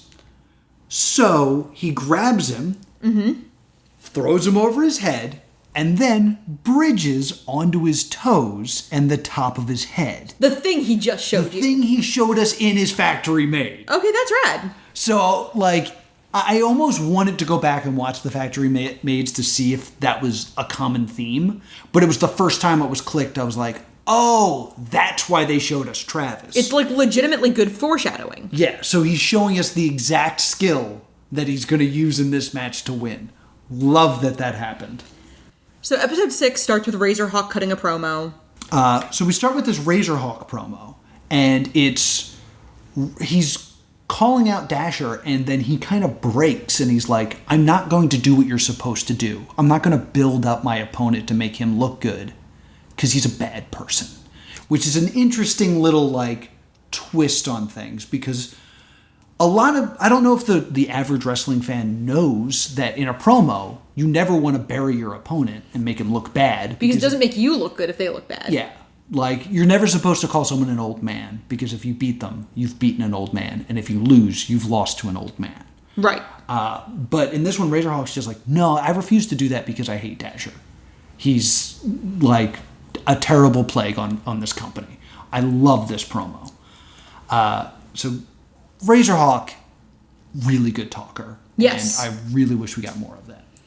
Razorhawk's also a delightful human being. Really good human. Good hugs. Yeah, Cabana Man Dan debuts. Yes. I love Cabana Man Dan. Yes. It's a fun gimmick. CMD, the master of the flip-flop chop. He kind of reminds me a little bit of Ashley Remington.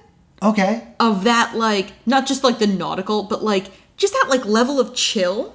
Ashley Remington was a Chikara talent who's now Dalton Castle. Yes. And like, he was a yacht captain. Mm-hmm. And he was just like very nice and would like give his opponents fruit baskets. And Cabana Man Dan reminds me of that. Yeah. Like just that, like he's here to wrestle and have fun. Yes. The commentary does a bit of like, if you could have any job, why would you be a Cabana boy? And Worthington's like, he's a Cabana man, which is a fun little bit. And then we see the flip-flop chop, which is where he hits you with a flip-flop, but it's not a DQ because it's part of his ring attire. It's true. So then we get the Cybernetica special report. Another Cybernetica report. This episode moves pretty quickly, actually, because there's a lot of filler. Yes. Real quick, I want to bring this up. Ophidian and Mike need to pick the anchors of their team. Yes. And Ophidian chooses Devontis. Yes, and Quack chooses Zero. Yes. What is the anchor? The last person? Maybe? I just never think this is made clear. It's just like, he's our anchor. Oh, all right. And it's weird because we haven't seen Zero do much at this point. Yes. Boomer cuts an impassioned promo on Sonny Defarge. Yes. Because Sonny tries to give him a new name that isn't Hatfield. It's Platmeal. It's Platmeal, which I think is hilarious. And every time Boomer says it, somebody needs to give Sonny Defarge 38 cents. Because he copyrights the new name. So Boomer, what a great bit. Boomer has 38 cents in his hand and goes like, I'm going to use this instead to buy you a new joke. Like, just a very good promo. I love all of this. And then we get neutral corners, which is like... No, we don't. Yes. We gotta talk about this first. I don't have what's after that. So after the Cybernetica report, we have a commercial for the Chikara ice cream bar. What's yours is mine, and what's mine right now is the Chikara Pro Wrestling officially licensed Los Ice Cream Talking Neapolitan Ice Cream Bar on a stick. Steal yours today. Or better yet, purchase yours at your local supermarket or convenience store. Oh. It is the official Chikara Pro Wrestling Talking Los Ice Creams Neapolitan ice cream bar on a stick. On a stick. So I was in charge of getting this made. Yes. So my instructions were get a Chikara talent to hold a stick and in front of a plain background and make sure they say whatever we call it is a mouthful. Yeah. I had this long talk with Quack about how to do this ice cream bar. And he's like, I want it to be a Los ice cream that like moves a little. Like he's trying to stay still, but like you can kind of see him moving. Mm-hmm. So I thought what we could do was we'd have someone hold a stick and then with a green Post-it note on it. So you could green screen it in. So we could green screen it in. And I don't know how we missed each other to this day. Okay. But the way you do this is you have them hold a regular ice cream bar, and then you have the Los ice cream on a green screen. Yeah. Then you shrink him down, and then he's just on the background of the ice cream bar. Okay. Quack's like, I filmed with the ice creams, and they filmed it in front of something that looked like an ice cream bar. And I was like, why'd you do it that way? It's like, so you could green screen on the ice cream bar. I'm like, no, the ice cream bar needs to be there. Oh my God. So if you watch it, there's so many things wrong with it. I had to take the ice cream bar and superimpose it onto this stick. Yeah. But Thief Ant is unable to hold it completely still. So I had to frame by frame move the ice cream slightly so it stays on the stick. And it doesn't look perfect, but like took so long to do because he had to film it in front of this ice cream looking background instead of a green screen. And to this day, I don't understand how he misunderstood me. Oh, fun. Okay, so now we get neutral corners. And this is clearly something that we're trying to get to fill time. Yeah, this is something I pitched. This is something from WWE's... Saturday Morning Slam? No, it's from, I believe it's called the PowerPoint, where they used to do a segment called Can We Talk? Where they would just ask a question and then different wrestlers would answer it. The idea that there was something called the PowerPoint and Drew Gulak didn't work there yet. Yeah. But it's who inspires you. Yes. Faraday says Childish Gambino. I forget what the Whisper says. I have a note that he sounds like Stuart from Letterkenny. He says something like, inspiration comes from many sources, but what really inspires me most is those who aren't afraid to try something new. Mobius says the fans. Yes. The, super pandering answer. Mm-hmm. Zero says his dad. The spoiler's like, who inspires me? I think the real question is, who do I inspire? There's a group of young kids coming up, doing all the flippy stuff, when all you need is an iron claw. They get to the Red Queen and One-Eyed Jack, and he says her. Yes. And she doesn't answer. Mike Quackenbush says Jushin Thunder Liger. Stop. Okay. Because this infuriated me so much. You know, just from watching it, that Neutral Corners was created to fill time. Yes. Right? So I pitched this, and I was like, I gave him a list of questions, and the list of questions included, who inspires you? If you were a flavor of ice cream, what flavor would you be? Mm-hmm. Who can you do an impression of? And in issue 83 of Spider-Man, when Spider-Man sold his soul to the devil, or sold his relationship with Mary Jane to the devil to bring back Aunt May, do you think that was a good idea? And we never did that question, and I thought it was so funny to have a super complicated long question. Any case, we know that this is to fill time. Yes. Quack especially knows that we're doing this to fill time. And Quack goes, who inspires me? Jushin Thunder Liger inspires me. And I got that footage and screamed at my computer, explain! Why would you give me 2 sentences? His clip is shorter than the blank screen before the stinger airs. I was so frustrated. It's like, what are you doing? You know why we need this. Why would you only say a sentence? Hermit Crab inspires Hermit Crab. This interview is over. Then we get the Young Lions Cup final qualifier. It's Noah Stryker versus Zero versus Oswald Project versus Donarama. This is the best match we watch. Yes. Oswald Project is Danny Sexbang and Brendan Fraser had a little baby. Donarama enters and goes from 0 to 60 instantly, which I don't entirely agree with. I think it would have been kind of fun if she entered as unassuming Donarama. And exploded. And then as soon as she hit someone for the first time, discovered she liked the taste of blood and just went for it. That's just a personal choice. Yeah, we're trying to establish kind of a Jekyll and Hyde thing here. They call her a Dayglow Valkyrie. She immediately drop kicks Oswald and then drops the others as well, as soon as the bell rings. Oswald talks, but commentary talks over him. That's exactly and you're what I so wanted to bring upset. up.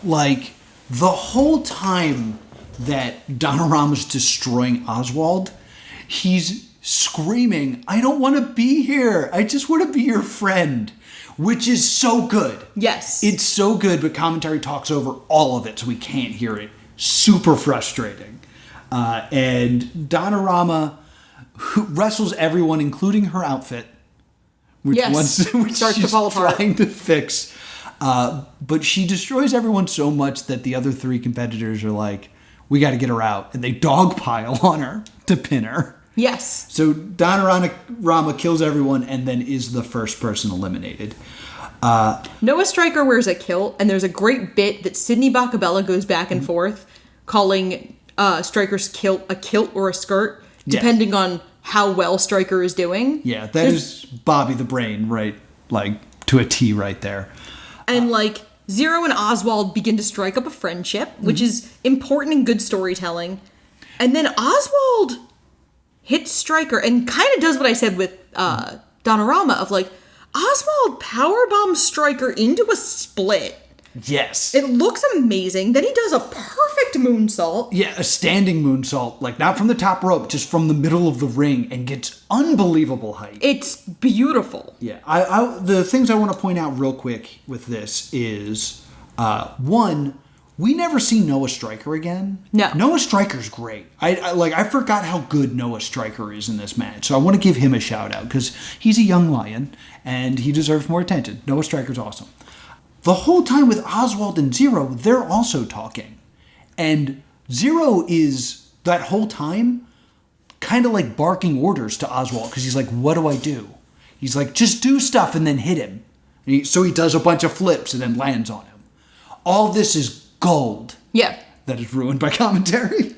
Yeah, and then Zero pins Stryker, because Oswald doesn't really know he's supposed to. Yeah. And then Zero immediately pins Oswald and wins. But Zero is visibly, upset what he's done. Yeah. But then he, helps Oswald up and, tries to, maintain that early friendship. Yes. Which is some good character work. Yes. I haven't talked to Oswald Project in a while, but I believe he retired shortly after this. Boo. Which is such a shame, because he was amazing. It's tough because you don't really know who is retired versus who is just not wrestling right now, owing to current events. Yes. But Oswald Project was scoreboard. We get the scoreboard. Spoiler's got a point. He blows some raspberries. The Whisper has a point. He's got a plan going forward. Lucas Calhoun has 2 points, and I do a little dance. Yes. When I say rockabilly roughneck. And you say roughneck and not refneck. Yes. And then we get Sam Laterna's Cybernetico report. Mm-hmm. And Green Ant does a promo where he's having a crisis of confidence. And Sam Laterna... Oh, real quick. Yeah. There was a Crucible fight. Yeah. Tonku kills a guy. Yeah. I knew it has nothing to do with anything. So I was just like, eh. Oh, okay. Green Ant has a crisis of confidence. And there's this weird Sam Laterna, bless your heart, Ant. Bless you, Ant. Blant. And it doesn't make any sense. And I remember watching this and being like, I don't understand the Blant thing. And the response I got was, Blant. And I was like, oh, you guys don't know either. You're just doing things. And I have a headcanon, because Sam says bless your heart. Yeah. But she means it genuinely. I have a headcanon that Maisie Caroline, who is supposed to be Southern, has told Sam Laterna bless your heart, which does not mean that when a Southern woman tells you that. Yeah. So I have a headcanon that Maisie Caroline says that. I didn't know this until you told me that bless your heart often means fuck you. Yeah, when a Southern woman says bless your heart, you have run afoul of her. So I have this headcanon that Maisie Caroline said that Sam Laterna, and Sam Laterna doesn't know what it means and just repeats it. We see Masked Enforcer number 2, because there's this whole plot line. Oh, yeah, we forgot all about this. Every time the spoiler wrestles, the Masked Enforcer, who is supposed to just be a fan, comes out and yells at him, because the spoiler is not the real spoiler. There was a wrestler in the 70s named the Spoiler. Yeah. And the Masked Enforcer actually did wrestle him and is upset by this. And he keeps interrupting the matches and has to get thrown out. And I forgive me for forgetting this. The second time he does it, he gets thrown out by me. Yes. And it's been cut out.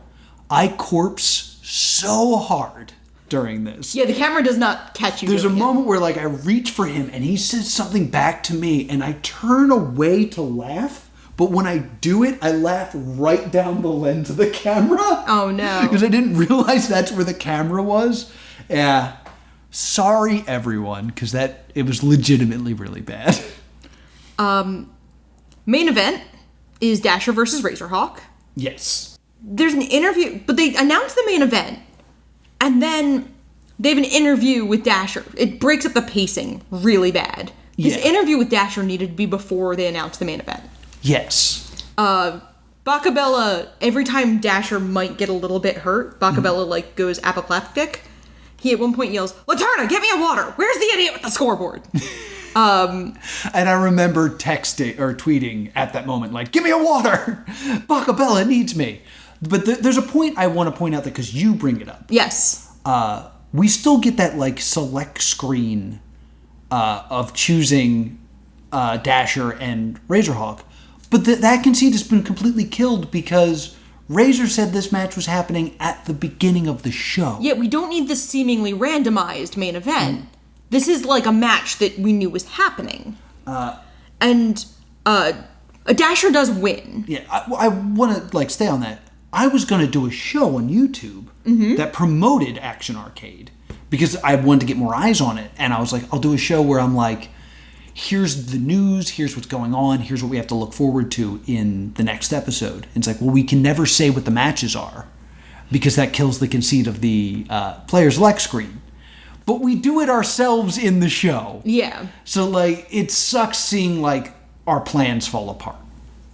So, Dasher wins after Razorhawk puts up a hell of a fight.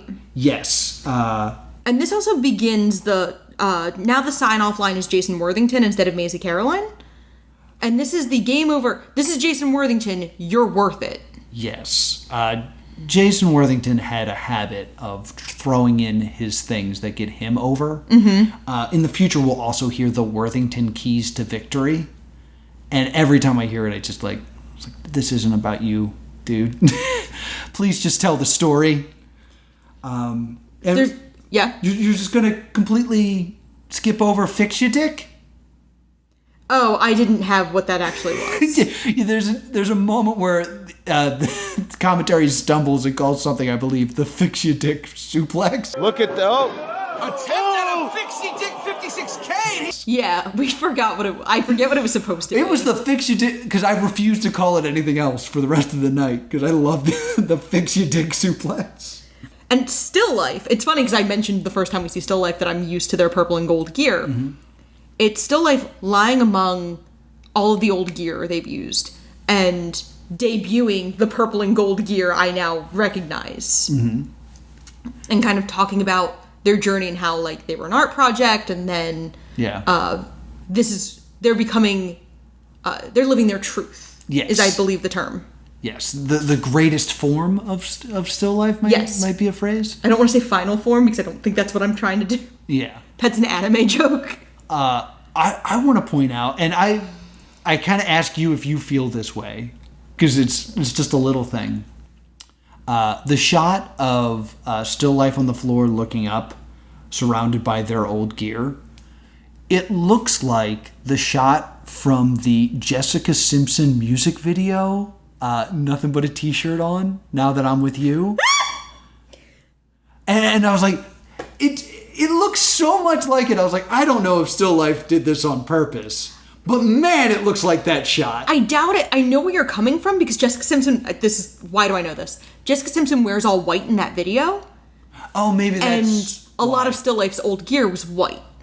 Maybe. So I think, like, if anything, their floor matches Jessica Simpson's set. Maybe. So, like, the color palette is so... But, like, the angle and the clothing, it looked very similar to me. And it's very weird that that's going to be where we leave off on this episode. Yeah, and we're not going to do a lot of tie-off because we have 6 more episodes to cover. Yes, so... And we've been here for a long time. Yes, This is going to be a long one because I have a lot to say.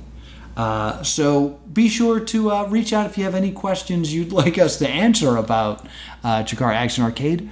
Where can people find us? You can email us at thestaydoomedshow@gmail.com or on Facebook and Twitter @staydoomed. Also, our Patreon is actually up now and working correctly. Yes, and we have a Discord. Yeah, so you can join our Discord if you sign up on our Patreon, and there's going to actually be more tiers coming soon. Yeah. So I guess 3.0 is coming, but like it's now functioning correctly as a Patreon, so you can check us out on Patreon. Links are below. And if you want to talk to Scott Holiday, he's at _Scott Holiday. But if you want to talk to me about wrestling, I'm at +2 Comedy. And if you want to talk to me about theatricality and character building and gear, I'm at Stay Doomed. Until next time, stay doomed.